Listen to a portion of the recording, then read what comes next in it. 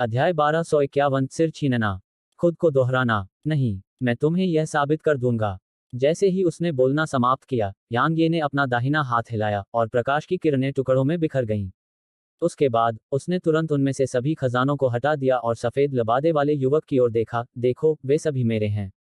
सफेद वस्त्र पहने युवक ने यांग ये को देखा और कहा, क्या तुम्हें यकीन है? यांग ये ने कुछ देर तक उसे देखा और फिर अचानक एक तलवार उसके हाथ में आ गई और वह वहीं गायब हो गया। ओह! अचानक तलवार की आवाज के साथ हवा में प्रकाश की एक किरण चमक उठी। जब युद्ध टाला नहीं जा सका, तो यांग ये ने पहला हमला शुरू करने का फैसला किया। इस समय स्वाभाविक रूप से युद्ध से बचना असंभव था, और उनसे तर्क करने और यह कहने के लिए कि पहले आओ पहले पाओ। वह मूर्ख नहीं था और स्वाभाविक रूप से अपमान नहीं चाहता था। यांग ये ने पीछे नहीं हटते हुए तुरंत ही डेथ बाय अ थॉट का अंतिम संस्करण निष्पादित कर दिया। उनके बीच बहुत अधिक दूरी नहीं थी और इस तथ्य के साथ कि यांग ये ने एक आश्चर्यजनक हमला किया था, सफेद वस्त्र पहने युवक अभी तक अपने सदमे से उबर भी नहीं पाया था कि यांग ये की तलवार उसके माथे के बीच में जा लगी। हालांकि यांग ये की अभिव्यक्ति तब बदल गई जब उसकी तलवार ने युवक के माथे के बीच में वार किया, क्योंकि वहां अचानक एक हथेली के आकार की ढाल दिखाई दी थी। उसके घास में अर्ध सम्राट रैंक की तलवार ढाल से टकराने पर तुरंत कांप उठी और टूट गई। उसी समय ढाल से बल की एक शक्तिशाली लहर निकली और उसके शरीर से टकराने से पहले उसकी तलवार के साथ चली गई। टकराना। यांग ये के बार बार पीछे की ओर बढ़ने पर एक दबी हुई आवाज गूंजी। जब वह लगभग 30 मीटर पीछे पहुंचा, तो उसने अपने दाहिने पैर को पीछे की ओर जमीन पर पटका और तुरंत अपने शरीर को और पीछे जाने से रोक दिया। इस बीच उसने सफेद लबादे वाले आदमी के माथे के बीचों बीच देखने से पहले अपनी थोड़ी सुन्न हो चुकी बांह पर नजर डाली। इस पल छोटी ढाल गायब हो गई थी। एक शून्य रैंक रक्षात्मक खजाना। यांग ये की आंखें थोड़ी सिकुड़ गईं।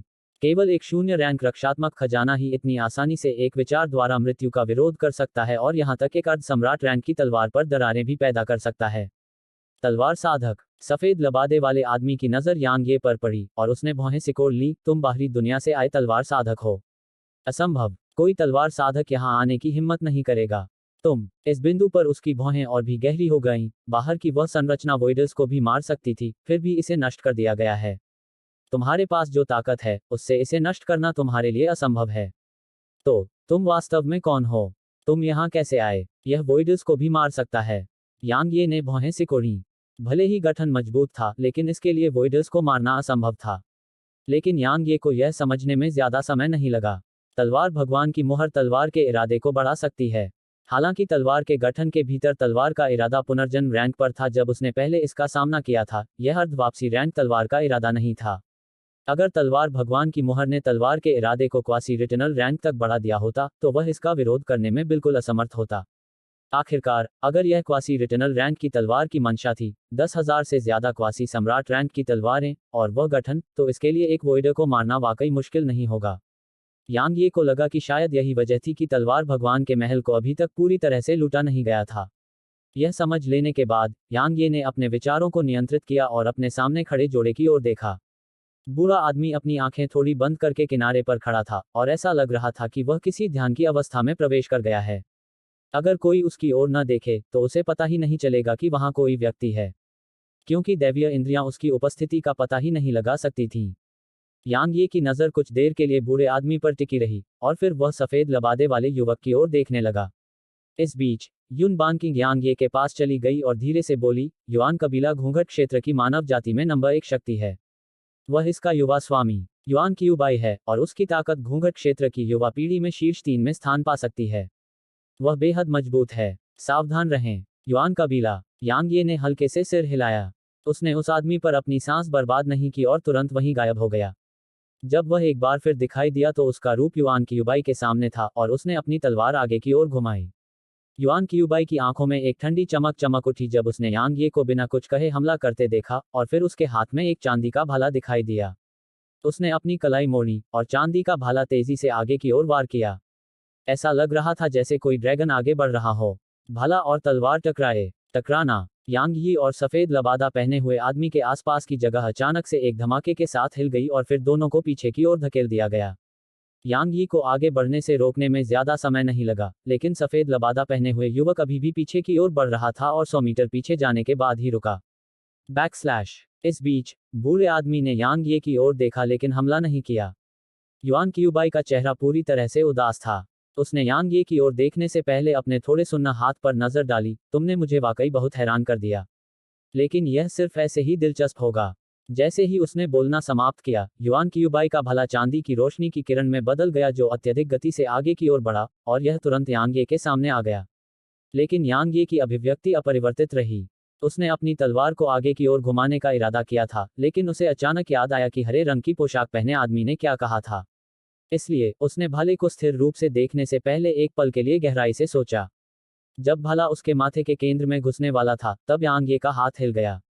उसकी तलवार ने भाले के शरीर पर एक बिंदु मारा।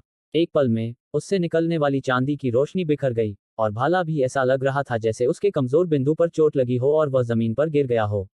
इस बीच युआन क्यूबाई ने जब दूर से यह दृश्य देखा तो वह दंग रह गया। उसने उम्मीद नहीं की थी कि उसका हमला इतनी आसानी से रोक दिया जाएगा। यांग ये के मुंह के कोनों पर एक मुस्कान उभर आई। प्रबुद्ध तलवार हृदय। उसने बहुत समय पहले ही प्रबुद्ध तलवार हृदय प्राप्त कर लिया था, लेकिन समय के किसी क्षण से उसने वास्तव में अपने उस लाभ को अनदेखा कर दिया था। जैसा कि हरे वस्त्र पहने आदमी ने कहा था, हर तकनीक और चाल में खामियां होती हैं। जब तक वह उन खामियों का पता लगा सकता है, तब तक वह उन्हें थोड़ी सी ताकत से भी दूर कर सकता है। लेकिन कुछ समय से उसे क्रूर बल का शौक हो गया था।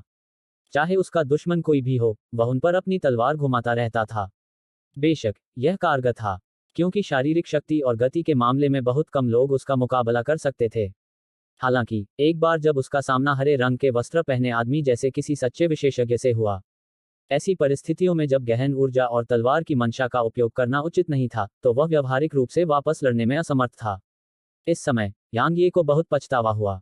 उसे इस बात का पछतावा था कि उसने इस लाभ के साथ लगातार अभ्यास क्यों नहीं किया। आखिरकार ऐसी क्षमताओं के लिए स्वाभाविक रूप से अभ्यास की आवश्यकता होती है। हरे रंग की पोशाक वाला आदमी और वह दोनों ही दूसरों के हमलों में खामियां ढूंढ सकते थे, लेकिन हरे रंग की पोशाक वाले आदमी की तुलना में वह बहुत कमतर था। बेशक एक ही हमले से सभी तकनीकों को नष्ट करने में सक्षम होना अजेयता के बराबर नहीं था। अगर उसका सामना एन नानजिंग जैसी दुर्जेय प्रतिद्वंद्वी से होता जो असाधारण लड़ाकू प्रवृत्ति वाली प्रतिभाशाली थी, तो यह उसके खिलाफ प्रभावी नहीं हो सकता था। इसके अलावा अगर उसके प्रतिद्वंद्वी के हमले बहुत तेज थे, तो वह इसके खिलाफ भी असहाय होगा। क्योंकि भले ही वह हमले में खामियों का पता लगा ले, लेकिन अगर उसके प्रतिद्वंद्वी की गति उसकी क्षमता से अधिक हो तो वह उस खामी को पकड़ नहीं सकता था। दूसरी स्थिति तब होती थी जब उसके प्रतिद्वंद्वी की ताकत बहुत ज्यादा होती थी। ऐसे प्रतिद्वंद्वी सिर्फ अपनी ताकत से सब कुछ कुचल सकते थे, इसलिए तकनीक और कौशल चाहे कितने भी महान क्यों न हो, बेकार हो जाते थे।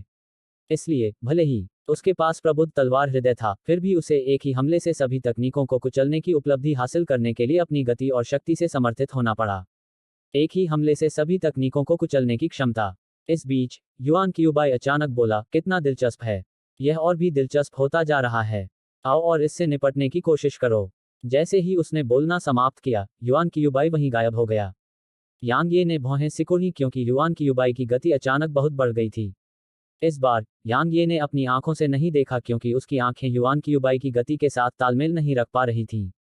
यांग ये ने अपनी आंखें बंद कर लीं और एक पल के लिए मौन हो गया, फिर उसका हाथ एक बार फिर चला। प्रकाश की एक किरण चमकी। झनकार, धातु के टकराने की आवाज अचानक गूंज उठी, और फिर युन बानकिंग ने सदमे से देखा कि युआन क्यूबाई को बार बार पीछे धकेला जा रहा था। इस बीच यांग ये ने अचानक अपनी आंखें खोलीं और युआन क्यूबाई को देखा। युआन क्यूबाई की गति वास्तव में बहुत तेज थी, लेकिन उसकी अपनी गति उससे कहीं ज्यादा तेज थी। जब तक युआन क्यूबाई की गति और ताकत उससे आगे नहीं निकल जाती, वह युआन क्यूबाई के सभी हमलों को कुचलने में सक्षम होगा। आज यह दूसरी बार था जब यांग ये ने देखा कि प्रबुद्ध तलवार हृदय कितना असाधारण था। पहली बार ऐसा स्वाभाविक रूप से उसके और हरे वस्त्रधारी व्यक्ति के बीच लड़ाई के दौरान हुआ था। यांग ये के चेहरे के कोनों पर एक हल्की मुस्कान उभर आई जब उसने अपने हाथ में तलवार पर नजर डाली, और फिर उसने युआन क्यूबाई की ओर देखा। फिर से यांग ये वहीं गायब हो गया। युआन क्यूबाई की आंखें थोड़ी सिकुड़ गईं जबकि उनके भीतर एक ठंडी चमक टिमटिमा रही थी। वह क्रोध से दहाड़ उठा क्योंकि उसके हाथ में भाला अनगिनत भालों की छवियां बना रहा था जो यांगी पर छा गईं। कुचल दो, उसकी आवाज के साथ प्रकाश की एक किरण चमकी और फिर भाले की छवियां गायब हो गईं, जबकि युआन क्यूबाई को बार बार पीछे की ओर विस्फोट किया गया। इस बीच बूढ़े आदमी की आंखें सिकुड़ गईं। यांग ये ने रुककर सफेद वस्त्र पहने युवक की ओर अपना आक्रमण जारी रखा। उसने कोई तकनीक नहीं अपनाई और सिर्फ तलवार के सामान्य वार और झटके का इस्तेमाल किया। हालांकि यह ठीक ऐसी चालें थीं जिन्होंने युआन क्यूबाई जैसे अर्ध सम्राट को बार बार इस हद तक पीछे धकेल दिया कि वह बिल्कुल भी वापस नहीं लड़ सका। वर्तमान युद्ध यांग यी और हरे वस्त्रधारी व्यक्ति के बीच हुए युद्ध के दृश्य के समान ही था। थोड़ी देर तक लड़ने के बाद यांग ये अचानक रुक गया और युआन क्यूबाई को देखा, तुम अपने वरिष्ठ से मदद क्यों नहीं मांगते? अगर यह जारी रहा तो तुम मर जाओगे। मुझे उकसाने की कोई जरूरत नहीं है। युआन क्यूबाई ने उदास भाव से कहा, चिंता मत करो, वह हस्तक्षेप नहीं करेगा। अगर तुम मार सको तो मुझे मार दो। यांग ये को सचमुच उस पर विश्वास नहीं हुआ और उसने कहा, वह सचमुच नहीं करेगा। युआन क्यूबाई ने बूढ़े आदमी की ओर देखा, बड़े लिन, हस्तक्षेप मत करो। बूढ़े आदमी ने कहा, वह आदमी बहुत ताकतवर है। युआन क्यूबाई ने ठंडी हंसी में कहा, वह है। लेकिन तभी यह दिलचस्प होगा। एल्डलिन, बस देखते रहो और हस्तक्षेप मत करो। जैसे ही उसने बोलना समाप्त किया, युआन क्यूबाई वहीं गायब हो गया। तो फिर मैं पीछे नहीं हटूंगी। यांग ये का रूप भी उसी समय गायब हो गया। कुछ देर की खामोशी के बाद एक जोरदार धमाका हुआ। भाले और तलवार की चमक खत्म होने में ज्यादा समय नहीं लगा। इस बार यांग यी को पीछे धकेल दिया गया था और वह लगभग 300 मीटर पीछे जाने के बाद ही रुक पाया था। हा हा हा। युआन क्यूबाई ने अपने माथे के बीच में लगी छोटी ढाल की ओर इशारा करते हुए कहा, मेरे पास यह खजाना है, इसलिए मैं अजेय हूं। तुम मुझसे कैसे लड़ सकते हो? यांग ये ने छोटी ढाल पर नजर डाली, इससे पहले कि उसके मुंह के कोनों पर एक अजीब सी मुस्कान उभरती। क्या ऐसा है? क्या ऐसा नहीं है? युआन क्यूबाई के मुंह के कोनों पर एक ठंडी मुस्कान उभरी। यह शून्य रैंक तकनीकों को भी रोक सकता है, आपकी घटिया चालों की तो बात ही छोड़िए। यांग ये ने अचानक कहा, क्या यह अंदर से आपकी रक्षा कर सकता है? युआन क्यूबाई ने भौहें सिकोड़ते हुए कहा, आप क्या कहना चाह रहे हैं? यांग ये ने अचानक युआन क्यूबाई की दिशा में अपना हाथ बढ़ाया, सिर छीनो। जैसे ही यांग ये ने बोलना समाप्त किया, युआन क्यूबाई स्तब्ध रह गया, और फिर एक पल बीता कि अचानक उसकी आंखें चौड़ी हो गईं। वह चिल्लाया, एल्डलिन, मुझे बचाओ। अध्याय 1252, एक शून्यकर्ता के खिलाफ। जैसे ही युआन क्यूबाई ने बोलना समाप्त किया, अनुभव करना, युआन क्यूबाई का सिर गायब हो गया था जबकि उसकी गर्दन से खून का फव्वारा निकल रहा था। इस बीच यांग ये की मुट्ठी में एक सिर दिखाई दिया और सिर के माथे के केंद्र में एक छोटी सी ढाल थी। इस समय यह युआन क्यूबाई के माथे से मुक्त होने के लिए संघर्ष कर रहा था और भागने का इरादा कर रहा था।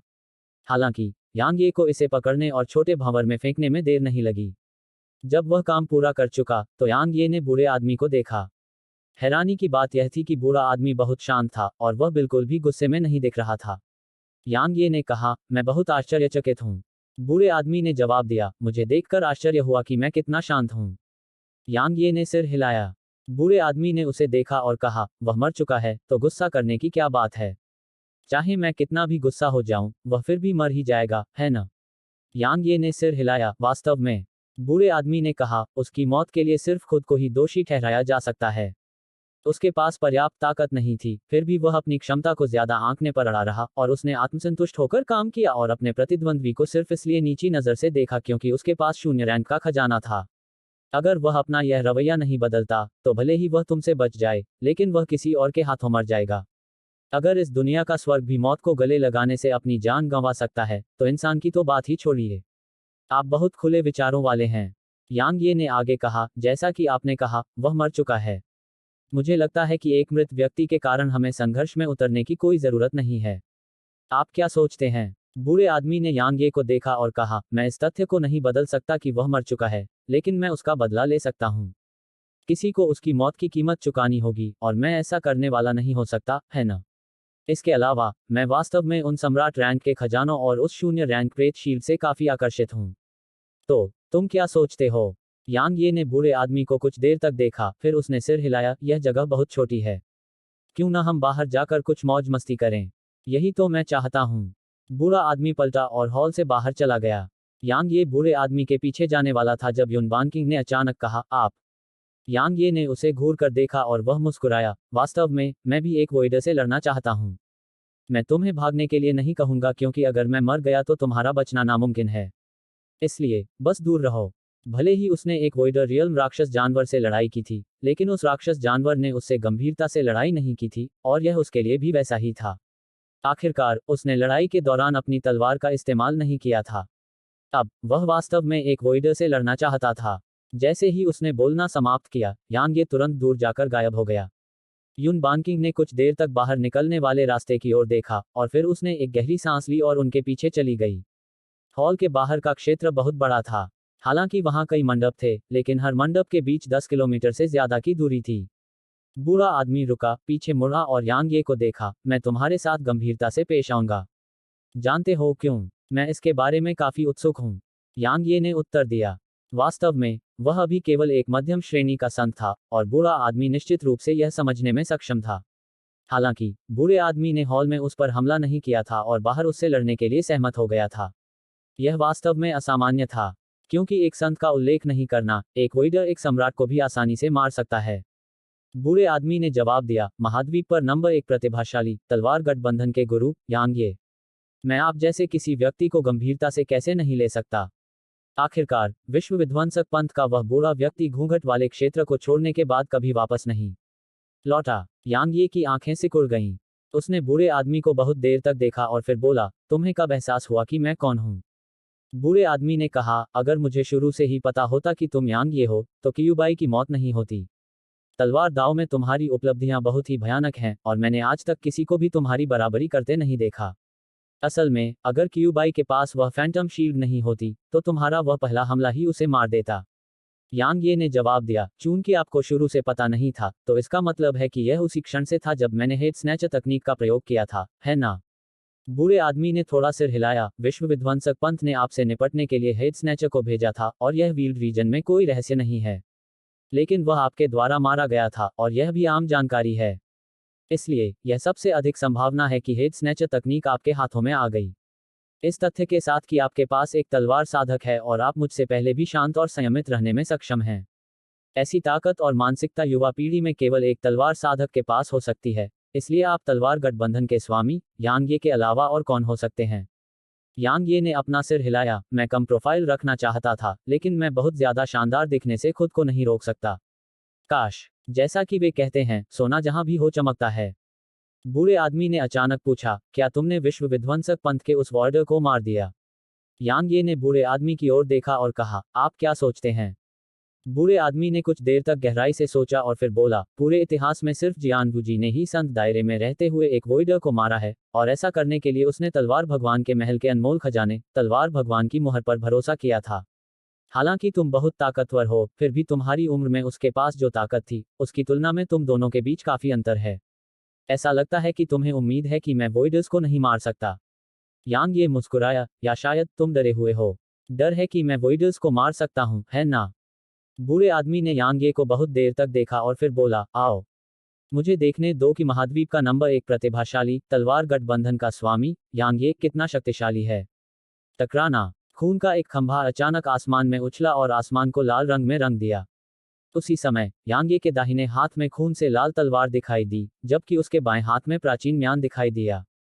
जैसे ही खून से लाल तलवार दिखाई दी, यांग ये के भीतर से असीम भयावह ऊर्जा और हत्या की मंशा लहरों के रूप में बाहर निकली। बूढ़े आदमी की नजर यांग ये के हाथ में खून से लाल तलवार पर पड़ी, एक 0 रैंक तलवार। और यह एक वध की तलवार भी है। लाओ इसे। यांग ये बूढ़े आदमी की दिशा में धीरे धीरे चलना शुरू कर दिया, और उसके हर एक कदम से जमीन पर खून के लाल निशान बन गए। वास्तव में मैं भी देखना चाहता हूं कि एक 0 कितना शक्तिशाली होता है। जैसे ही उसने बोलना समाप्त किया, यांग ये वहीं गायब हो गया, और वह बूढ़े आदमी के सामने था जब उसकी आकृति एक बार फिर प्रकट हुई। यांग ये ने अपनी तलवार तेजी से खींची, और तलवार की एक चीख आसमान में उठी। जैसे ही उसके हाथ में तलवार बूढ़े आदमी की ओर बढ़ी, उसने राक्षसी हत्या की मंशा और भयावह ऊर्जा का उत्सर्जन किया। 200 ओवरलैप्ड हेवन रेंज। बूढ़े आदमी की आंखें थोड़ी सिकुड़ गईं। एक क्षण बाद उसके दाहिने हाथ में एक काला हुक दिखाई दिया, और उसने उसे हल्के से ऊपर की ओर झटका। झनकार। तलवार और हुक टकराए, और टक्कर के बिंदु से ऊर्जा की एक अदृश्य लहर बह निकली। लेकिन बूढ़े आदमी की आभा और यांग ये की तलवार की मंशा ने ऊर्जा को नष्ट करने में ज्यादा समय नहीं लगाया। बूढ़े आदमी की मुट्ठी में हुक टूटने से पहले एक पल की खामोशी छा गई। यांग ये की तलवार 0 रैंक पर थी, जबकि हुक केवल सम्राट रैंक पर था। यांग ये की पुनर्जन्म रैंक तलवार की ताकत के साथ मिलकर यह स्वर्ग के ग्रेवस्टोन का बिल्कुल भी विरोध नहीं कर सका। बूढ़ा आदमी अचानक उसी समय गायब हो गया जब हुक टूट गया, और वह 300 मीटर दूर था जब उसकी आकृति एक बार फिर दिखाई दी। इस बीच उसने तेजी से अपना हाथ यांग ये की दिशा में बढ़ाया और कहा, संपीड़न। जैसे ही उसने यह बात कही, यांग ये के चारों ओर का स्थान वास्तव में एक दूसरे पर चढ़ने लगा और यांग ये पर दबाव डालने लगा। टकराना। पुनर्जन्म रैंक तलवार का इरादा यांग ये के चारों ओर दिखाई दिया, लेकिन यह उसके चारों ओर स्पेसर को तोड़ने में सक्षम नहीं था, और यह केवल उस गति को धीमा कर सकता था जो उसने उस पर दबाया था। इसके अलावा इसने इसे केवल थोड़ा धीमा कर दिया। यांग ये के चेहरे पर एक गंभीर भाव था क्योंकि यह अंतरिक्ष पर शुद्ध नियंत्रण की उपलब्धि नहीं थी। वह स्थान जो उस पर ओवरलैप हो रहा था और उस पर दबाव डाल रहा था, वास्तव में उसमें किसी प्रकार की प्रभावशाली आभा थी। हाँ, यह एक शून्य की प्रभावशाली आभा थी। बूढ़े आदमी ने अपनी आभा को यांग ये के आसपास के स्थान में मिला दिया था, इसलिए इसने वहां के स्थान को कम से कम 10 गुना मजबूत कर दिया था। यांग ये ने एक पल के लिए गहराई से सोचा, फिर उसने रक्त लाल तलवार को म्यान में डाला और उसे तेजी से खींच लिया। रक्त लाल तलवार ऊर्जा की एक किरण आगे बढ़ी और अंतरिक्ष तुरंत उसके सामने फट गया। हालांकि यांग ये का चेहरा और भी गंभीर हो गया, क्योंकि जिस स्थान को उसकी तलवार ऊर्जा ने फाड़ दिया था, वह तेजी से ठीक हो रहा था। इसके अलावा तलवार ऊर्जा की रक्त लाल किरण लगभग 100 मीटर आगे बढ़ने के बाद आसपास के अंतरिक्ष द्वारा संकुचित और नष्ट हो गई। इस बीच बूढ़े आदमी के भीतर से एक शून्य की आभा लगातार बाहर निकल रही थी, और यह सब यांगी के आसपास के अंतरिक्ष में फैल गई। अंत में वे वहां के अंतरिक्ष में विलीन हो गए। यांगी के आसपास की जगह उस पर लगातार दबाव डाल रही थी। इस समय उसके आसपास सिर्फ 1.5 मीटर का क्षेत्र था जिसमें वह स्वतंत्र रूप से घूम सकता था। इसके अलावा ऐसा सिर्फ इसलिए था क्योंकि उसकी रीबर्थ रैंक तलवार की मंशा उसके आसपास की जगह को बाधित कर रही थी। अगर उसके पास रीबर्थ रैंक तलवार की मंशा नहीं होती, तो वह शायद एक मांसपेशी भी नहीं हिला पाता। हालांकि रीबर्थ रैंक तलवार की मंशा के बावजूद यह अभी भी उस पर लगातार दबाव डाल रही थी। वह स्थान जहां वह चल सकता था, छोटा होता जा रहा था। इस बीच बूढ़ा आदमी अचानक बोला, क्या तुम्हारे पास बस इतना ही है? यांग ये ने बूढ़े आदमी की ओर देखा और कहा, यह तो बस शुरुआत है। तुम इतने अधीर क्यों हो रहे हो? ओह! जैसे ही उसने बोलना समाप्त किया, यांग ये के भीतर से लगभग 10,000 प्रकाश किरणें तुरंत हवा में उछलीं। यांग ये के शून्य रैंक वध इरादे और पुनर्जन्म रैंक तलवार इरादे की वृद्धि के साथ इन तलवारों ने उनके सामने की जगह को पूरी आसानी से चीर दिया। एक पल में यांग ये को फंसाने वाली जगह उन तलवारों द्वारा टुकड़ों में फाड़ दी गई। उसी समय आकाश में प्रकाश का एक गोला दिखाई दिया। आकाश उन्मूलक तलवार भगवान की मुहर के भीतर गठन। यह संरचना उसके दिमाग में तब आई थी जब उसने अभी अभी तलवार भगवान की मुहर प्राप्त की थी और इसे सक्रिय करने के लिए तलवारों की आवश्यकता थी। तलवारें जो उसके पास संयोग से थीं। इसलिए यांग ये ने इसे सक्रिय करने में संकोच नहीं किया। बूढ़े आदमी की अभिव्यक्ति बदल गई जब उसने यह दृश्य देखा। जब 10,000 से अधिक अर्ध सम्राट रैंक की तलवारें शून्य रैंक वध इरादे, पुनर्जन्म रैंक तलवार इरादे और एक गठन द्वारा बढ़ाई गईं, तो यहां तक उसने इसकी ताकत को कम आंकने की हिम्मत नहीं की। बूढ़े आदमी की आंखें सिकुड़ गईं और उसने धीरे धीरे अपनी मुट्ठियां ढीली कर लीं। एक पल में उसके भीतर से एक भयानक आभा विस्फोटक रूप से बाहर निकली और यह और भी मजबूत होती गई। इस पल बूढ़ा आदमी एक ज्वालामुखी की तरह लग रहा था जो फटने वाला था। आसमान में रोशनी का घेरा लगातार चमकता हुआ चमक रहा था। सभी 10,000 तलवारें उस पर एकत्रित होकर एक विशाल तलवार का रूप ले चुकी थीं। लेकिन अभी वह विशाल तलवार खून से लाल थी। इस बीच यांग ये उस विशाल रक्त लाल तलवार के पीछे खड़ा था। उसकी आंखों में क्रूरता की एक झलक दिखाई दी जब उसने बूढ़े आदमी की ओर देखा और कहा, मैं तुम्हें इसी से मार डालूंगा। जैसे ही उसने बोलना समाप्त किया, यांग ये के माथे पर तलवार के आकार का निशान दिखाई दिया। ओह! इस समय तलवार भगवान द्वीप के सभी लोगों और राक्षस जानवरों ने एक तलवार की आवाज सुनी और उन सभी ने तलवार भगवान के महल की दिशा में देखा, जबकि उनकी आंखें विस्मय से भर गईं। इस क्षण बूढ़ा आदमी भी अचंभित रह गया, क्योंकि उसकी आभा वास्तव में उसके शरीर में वापस आ गई थी। अध्याय 1253 खून का कर्ज खून से चुकाना होगा। अर्ध रिटर्नल रैंक। यांग ये का बूढ़े आदमी के साथ अनगिनत वार करने का कोई इरादा नहीं था। वह सिर्फ एक मध्यम दर्जे का संत था, जबकि बूढ़ा आदमी एक शून्यवादी था। थकावट की लड़ाई। केवल एक मूर्ख ही ऐसा कर सकता है। यदि उन्होंने निर्णायक लड़ाई का विकल्प नहीं चुना होता, तो उनके पास अपने सबसे बड़े तुरुप के पत्ते का इस्तेमाल करने के अलावा कोई विकल्प नहीं था। उसके पास ऐसे ही 2 तुरुप के पत्ते थे। एक था उसका पुनर्जन्म रैंक तलवार का इरादा और दूसरा था तलवार भगवान की मुहर जो उसने अभी अभी प्राप्त की थी। उसने तलवार भगवान की मुहर का उपयोग करने का निर्णय लिया क्योंकि वह अर्ध रिटर्नल रैंक तलवार की मंशा देखना चाहता था। पुनर्जन्म रैंक तलवार का इरादा लगभग वोइडर्स की आभा के समान था, लेकिन क्वासी रिटर्नल रैंक तलवार का इरादा वोइडर्स की आभा से कहीं आगे निकल गया। जैसे ही क्वासी रिटर्नल रैंक तलवार का इरादा यहां दिखाई दिया, बूढ़े आदमी की आभा तुरंत उसके शरीर में वापस धकेल दी गई। हवा में यांग ये ने अचानक विशाल रक्त लाल तलवार को थपथपाया और बूढ़े आदमी पर गोली चलाने से पहले यह हिंसक रूप से हिल गई। बूढ़े आदमी की आंखों में एक उलझन भरी अभिव्यक्ति थी क्योंकि वह विशाल रक्त लाल तलवार को देख रहा था। यह कैसे संभव हो सकता है? यह शून्य रैंक से ऊपर तलवार की मंशा नहीं है। यह कैसे संभव हो सकता है? भले ही रीबर्थ रैंक तलवार की मंशा उसके लिए एक खतरा थी, लेकिन यह सिर्फ एक खतरा था। लेकिन यांग ये द्वारा प्रकट की गई यह तलवार की मंशा सिर्फ एक खतरा नहीं थी, इसका विरोध करना असंभव लग रहा था। यह बिल्कुल विनाशकारी था, यह उसे पूरी तरह से कुचल रहा था। जैसे जैसे विशाल तलवार बूढ़े आदमी के करीब आती गई, तलवार की मंशा का शक्तिशाली दबाव और उसके भीतर तलवार की ऊर्जा की भयानक ताकत बूढ़े आदमी पर हावी हो गई। यहाँ तक बूढ़े आदमी के आसपास की जगह भी उनके सामने टेढ़ी होने लगी और बूढ़े आदमी के शरीर पर भी टेढ़ी होने के हल्के निशान दिखने लगे। ऐसा लग रहा था कि वह एक पल में ही नष्ट हो जाएगा। नहीं, बूढ़ा आदमी गुस्से से चिल्लाया जबकि उसके चेहरे पर क्रूरता उभर आई। उसने अपनी मुट्ठियां खोली और उन्हें थोड़ा मोड़ दिया। ऐसा लगा जैसे यह हरकत उसके आसपास से कुछ निकाल रही हो और उसके आसपास का दृश्य तुरंत बदल गया। आकाशीय तार, बूढ़ा आदमी क्रोध से चिल्लाया, क्योंकि एक व्यवहारिक रूप से पारदर्शी हथेली एक भयानक आभा लेकर आगे बढ़ी और यांगी की तलवार से टकरा गई। टकराना, ऐसा लग रहा था जैसे आसमान में वसंत की गड़गड़ाहट गड़गड़ा रही हो। आसपास का पूरा स्थान बिखर गया था, लेकिन एक रहस्यमयी शक्ति को इसे पल भर में ठीक करने में ज्यादा समय नहीं लगा। लेकिन बस एक पल बाद, वहां का स्थान एक बार फिर से टूट गया। लगातार 10 बार टूटने और मरम्मत के बाद, वहां का स्थान अंततः सामान्य हो गया। हालांकि, ऊर्जा और शक्तिशाली तलवार ऊर्जा की अनगिनत लहरें पूरे क्षेत्र में लगातार चल रही थीं। लेकिन जब ऊर्जा और तलवार ऊर्जा की लहरें आसपास के उन मंडपों से टकराती थीं, तो मंडपों से तुरंत हल्की रोशनी निकलती थी जो तलवार ऊर्जा और ऊर्जा की तरंगों को बाधित करती थी। तो यांग ये और बूढ़े आदमी ने आसपास के वातावरण को नुकसान पहुंचाया।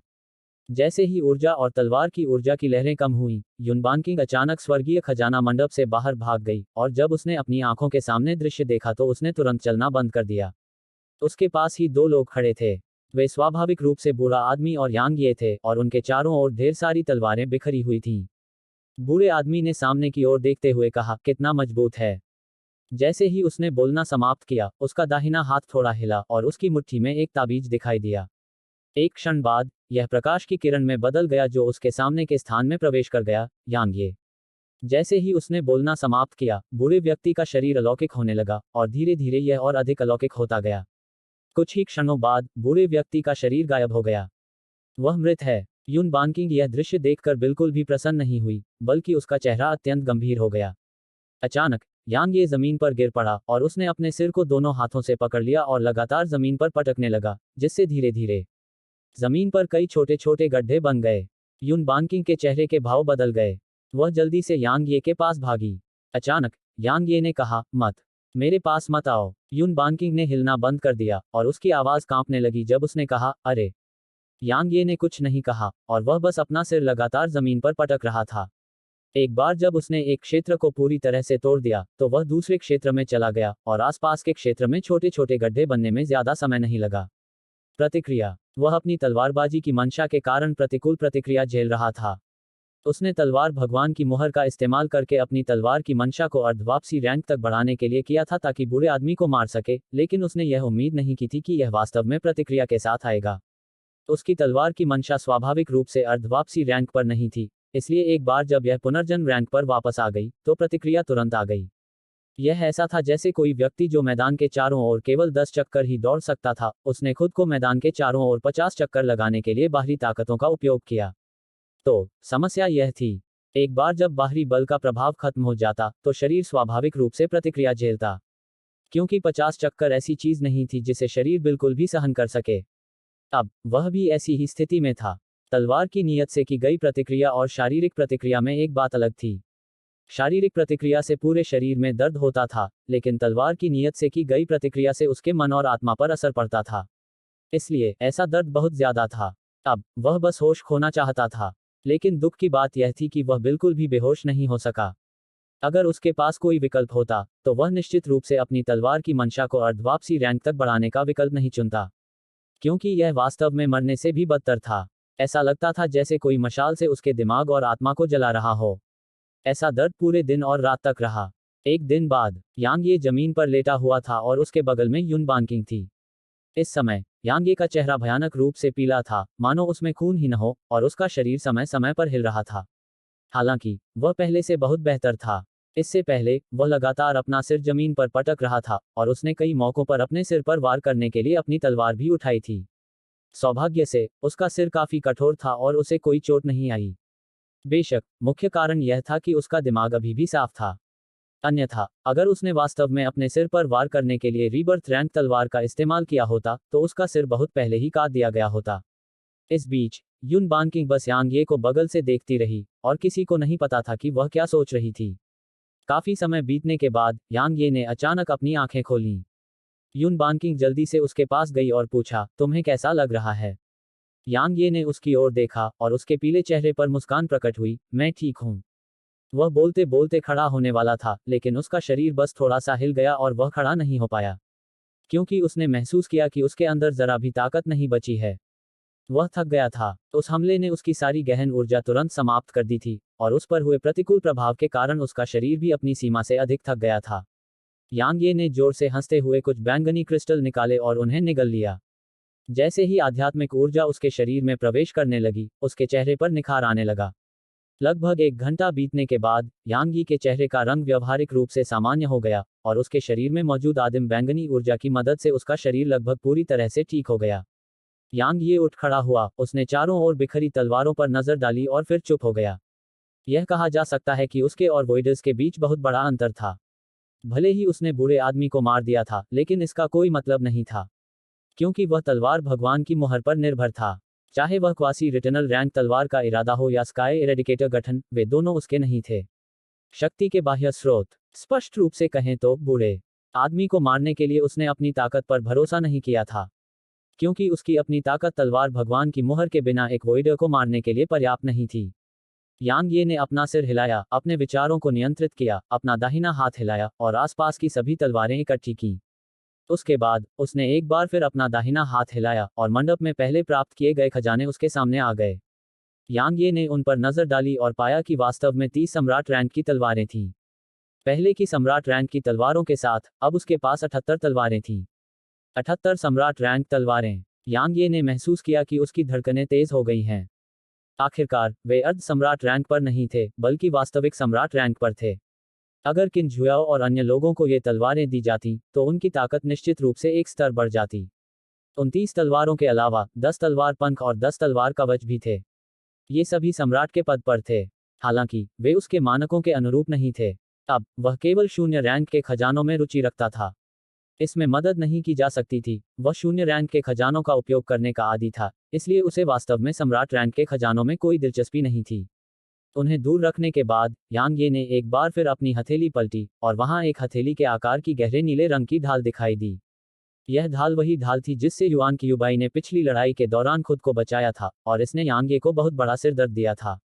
सौभाग्य से उसके पास सिर छीनने की तकनीक थी, अन्यथा वह वास्तव में युन क्यूबाई के खिलाफ असहाय होता। आखिरकार यह उसकी मौत को एक विचार तकनीक से भी रोक सकता था, इसलिए यह स्पष्ट था कि साधारण हेवनरेंज इसका मुकाबला बिल्कुल नहीं कर सकते थे, जब तक कि वह हेवनरेंड के वास्तविक रूप को निष्पादित न करे या तलवार भगवान की मुहर का उपयोग न करे। अन्यथा युआन क्यूबाई व्यवहारिक रूप से अजेय था। यांग ये ने अपने रक्तसार की एक बूंद उस पर गिराने से पहले उसका आकार मापा। जैसे ही रक्तसार उसमें प्रवेश किया, प्रेत ढाल तुरंत हिंसक रूप से कांप उठी और फिर प्रकाश की किरण में बदल गई जो यांग ये के शरीर में प्रवेश कर गई। उसी समय यांग ये को लगा कि उसके और उसके बीच एक संबंध बन गया है। शून्य श्रेणी के खजानों का अपना एक स्वभाव होता है, और वे निश्चित रूप से आसानी से हार नहीं मानेंगे। हालांकि चाहे उसका स्वभाव कितना भी बढ़िया क्यों न हो, वह छोटे भंवर के सामने अपना सब कुछ खो देगा। उसने उसके गुस्से से निपटने के लिए प्रेत ढाल को छोटे भंवर में फेंक दिया था। अब ऐसा लग रहा था कि उसकी योजना बहुत सफल रही, क्योंकि उसने बिल्कुल भी विरोध नहीं किया था। यांग ये ने कुछ देर तक इसका अध्ययन किया और उसे थोड़ा बहुत समझ में आया कि इसे फैंटम शील्ड क्यों कहा जाता है, क्योंकि यह उसके शरीर के साथ पूरी तरह से घुल मिल गई थी और जब तक उसके शरीर के किसी हिस्से पर हमला होता, यह तुरंत वहां प्रकट हो जाती। यह कहा जा सकता है कि जब तक उसके पास यह शील्ड होगी, उसे अचानक होने वाले हमलों का डर नहीं रहेगा। बेशक इसका उपयोग उसके शरीर के बाहर भी किया जा सकता है। यांग यी ने अपने दिल में एक आदेश जारी किया और फिर एक गहरे नीले रंग की ढाल तुरंत उसके सामने आ गई। ढाल उसकी आधी ऊंचाई की थी, लगभग आधा मीटर चौड़ी और पूरी तरह से गहरे नीले रंग की। यह रक्त लाल ढाल की तरह नहीं था जिसे इसके उपयोगकर्ता द्वारा नियंत्रित किया जाना था। फैंटम शील्ड को हृदय से आदेश दिया जा सकता था। उदाहरण के लिए, हृदय में केवल एक आदेश देने से यह उस स्थान पर प्रकट हो जाता था जहां वह इसे प्रकट करना चाहता था। इसलिए इसे रक्त लाल ढाल की तुलना में अधिक सुविधाजनक और प्रभावी कहा जा सकता है। यांग ये ने मुस्कुराते हुए उसे दूर रख दिया। अचानक उस जगह की जगह जहां एक दिन पहले बूढ़े की मौत हुई थी, अचानक लहरें उठने लगी थीं। क्या यह आवाज का प्रसारण है? यांग ये ने भौहें सिकोड़ी। वहां से आवाज गूंजने में ज्यादा समय नहीं लगा। खून का कर्ज खून से चुकाना होगा। अध्याय 1254। मैंने अपने जीवन में कभी डर नहीं जाना। खून का कर्ज खून से चुकाना होगा। यांग यी के चेहरे पर शिकन और भी गहरी हो गई। यून बांकिंग ने समझाया, उसने मरने से पहले एक ट्रांसमिशन तावीज भेजा था और उसने तुम्हारा नाम बोला था। वह ट्रांसमिशन तावीज शायद घूंघट वाले क्षेत्र में युआन कबीले को सूचित करने के लिए भेजा गया था। दूसरे शब्दों में, युआन कबीले को पता है कि वह मर चुका है और वह तुम्हारे हाथों मारा गया। नहीं, यह कहा जाना चाहिए कि उसकी मौत तुमसे संबंधित थी, क्योंकि युआन कबीले को निश्चित रूप से नहीं लगेगा कि तुम एक वोइडर को मार सकते हो। यांग ये बहुत देर तक चुप रहा, फिर उसने कहा, अगर वे लड़ना चाहते हैं तो मैं उनसे लड़ूंगा। यून बांकिंग ने गंभीरता से कहा, युआन कबीला बहुत मजबूत है। तो क्या? यांग ये ने आगे कहा, क्या मुझे उनके साथ सुलह करनी चाहिए? अगर मैं ऐसा करती भी हूं, तो क्या वे सहमत होंगे? वे निश्चित रूप से सहमत नहीं होंगे। ऐसा करना अपमान मांगने से अलग नहीं है। इसलिए, अगर वे लड़ना चाहते हैं, तो मैं उनसे लड़ूंगी। यांग ये ने इस बिंदु पर एक पल के लिए विराम लिया और आगे कहा, मुझे लड़ना पसंद नहीं है, नहीं मैं परेशानी पैदा करना पसंद करता हूं। लेकिन आपको यह समझना चाहिए कि इस दुनिया में कई ऐसे मौके आते हैं जब परेशानी आपके पास आती है, भले ही आप परेशानी न पैदा करें। हाँ, अगर आप अपने समग्र हितों के लिए समझौता करते हैं, तो आप कभी कभी मामले को कम कर सकते हैं। पहले की तरह, अगर मैं मंडप में प्रवेश करते ही उन्हें तुरंत वे सभी खजाने दे दूं और फिर जमीन पर घुटने टेक कर दया की भीख मांगूं, तो शायद वे हमें जीवित रहने दें। इस तरह, हमें स्वाभाविक रूप से किसी भी परेशानी का सामना नहीं करना पड़ेगा। यून बांकिंग ने कहा, लेकिन आप ऐसा नहीं करेंगे। बेशक, यांग ये ने आगे कहा, अपने पूरे जीवन काल में, मैंने अहंकार से काम लिया है, पागलपन से काम लिया है, चीजों को चुनौती दी है, गौरव का अनुभव किया है, जमीन पर गिरने का अनुभव किया है, आत्मसंतुष्ट रहा हूं और निराशा का सामना किया है। लेकिन मैंने अपने जीवन में कभी डर नहीं जाना। मुझे परेशानी पैदा करना पसंद नहीं है, लेकिन मैं इससे डरता नहीं हूं। इसलिए, मैं कभी भी दूसरों को खुश करने के लिए समझौता करने जैसा कुछ नहीं करूंगा। यून बांकिंग ने कुछ देर तक उसे देखा और कहा, यह वास्तव में तुम्हारा पुरुषत्व है। यांग यी अवाक रह गया। यून बांकिंग ने अपने कान के पास बालों को कंघी करने के लिए हाथ बढ़ाया और कहा, मुझे पता है कि आप डरे हुए नहीं हैं, लेकिन मैं आपको बताना चाहती हूं कि युआन कबीला विश्व विध्वंसक पंथ नहीं है। उनका कबीला बहुत लंबे समय से अस्तित्व में है। यह कहा जा सकता है कि यह जियानगुजी के युग के दौरान अस्तित्व में था, और इसके भंडार को पूरे महाद्वीप में मानव जाति में सबसे बड़ा माना जा सकता है। यांग ये ने उत्तर दिया, लेकिन उनका युवा स्वामी इतना कमजोर था। वह उसके पास गई और उसकी आंखों में देखते हुए बोली, वह कमजोर नहीं था, तुम बहुत ताकतवर हो। समझे? यांग ये हैरान रह गया, तो यह मेरी गलती है। यून बांकिंग खुद को हंसने से नहीं रोक पाए। उसने अपना सिर हिलाया और गंभीरता से बोली, आपको यह समझना होगा कि आपके प्रतिद्वंद्वी अब युवा पीढ़ी नहीं है। कम से कम, जब तक आप डार्क हेल कॉन्टिनेंट में हैं, तब तक आपके प्रतिद्वंद्वी युवा पीढ़ी नहीं है। क्योंकि व्यवहारिक रूप से युवा पीढ़ी में कोई भी ऐसा नहीं है जो आपसे मुकाबला कर सके। आपके प्रतिद्वंद्वी वोइडर दायरे के वे पुराने जीवाश्म हैं, समझे? यांग ये ने कहा, यह बहुत अनुचित है। यह तुम्हारी गलती है कि तुम्हारे पास कोई पृष्ठभूमि नहीं है। यून बांकिंग ने मुस्कुराते हुए कहा, यदि तुम एक अच्छे कबीले से होते, तो तुम निष्पक्षता प्राप्त कर सकते थे। क्योंकि वहां ऐसे लोग होंगे जो तुम्हें वोइडर दायरे में पुराने लोगों से निपटने में मदद करेंगे। दुर्भाग्य से, तुम एक अच्छे परिवार से नहीं हो, इसलिए तुम उनसे केवल खुद ही निपट सकते हो। यांग ये मुस्कुराया, मुझे युआन कबीले के बारे में और बताओ। उसने सिर हिलाया, उनकी ताकत को अथाह बताया जा सकता है। कम से कम, उनके पास सतह पर 4 शून्य हैं। उनके पास गुप्त रूप से कितने हैं, यह कोई नहीं जानता। आखिरकार, कोई भी कबीला अपने सभी तुरुप के पत्ते नहीं दिखाएगा। आपके चेहरे पर ऐसा भद्दा भाव क्यों है? यांग ये ने गले में कुछ अटका कर कहा, 4 शून्यवादी। मैंने अभी अभी एक को मार दिया है। दूसरे शब्दों में, उनके पास कम से कम 3 और हैं। यून बांकिंग ने सिर हिलाया। यांग ये के मुंह के कोने फड़क उठे और उसने कहा, चलो चलो, मुझे लगा कि तुम्हें किसी बात का डर नहीं है।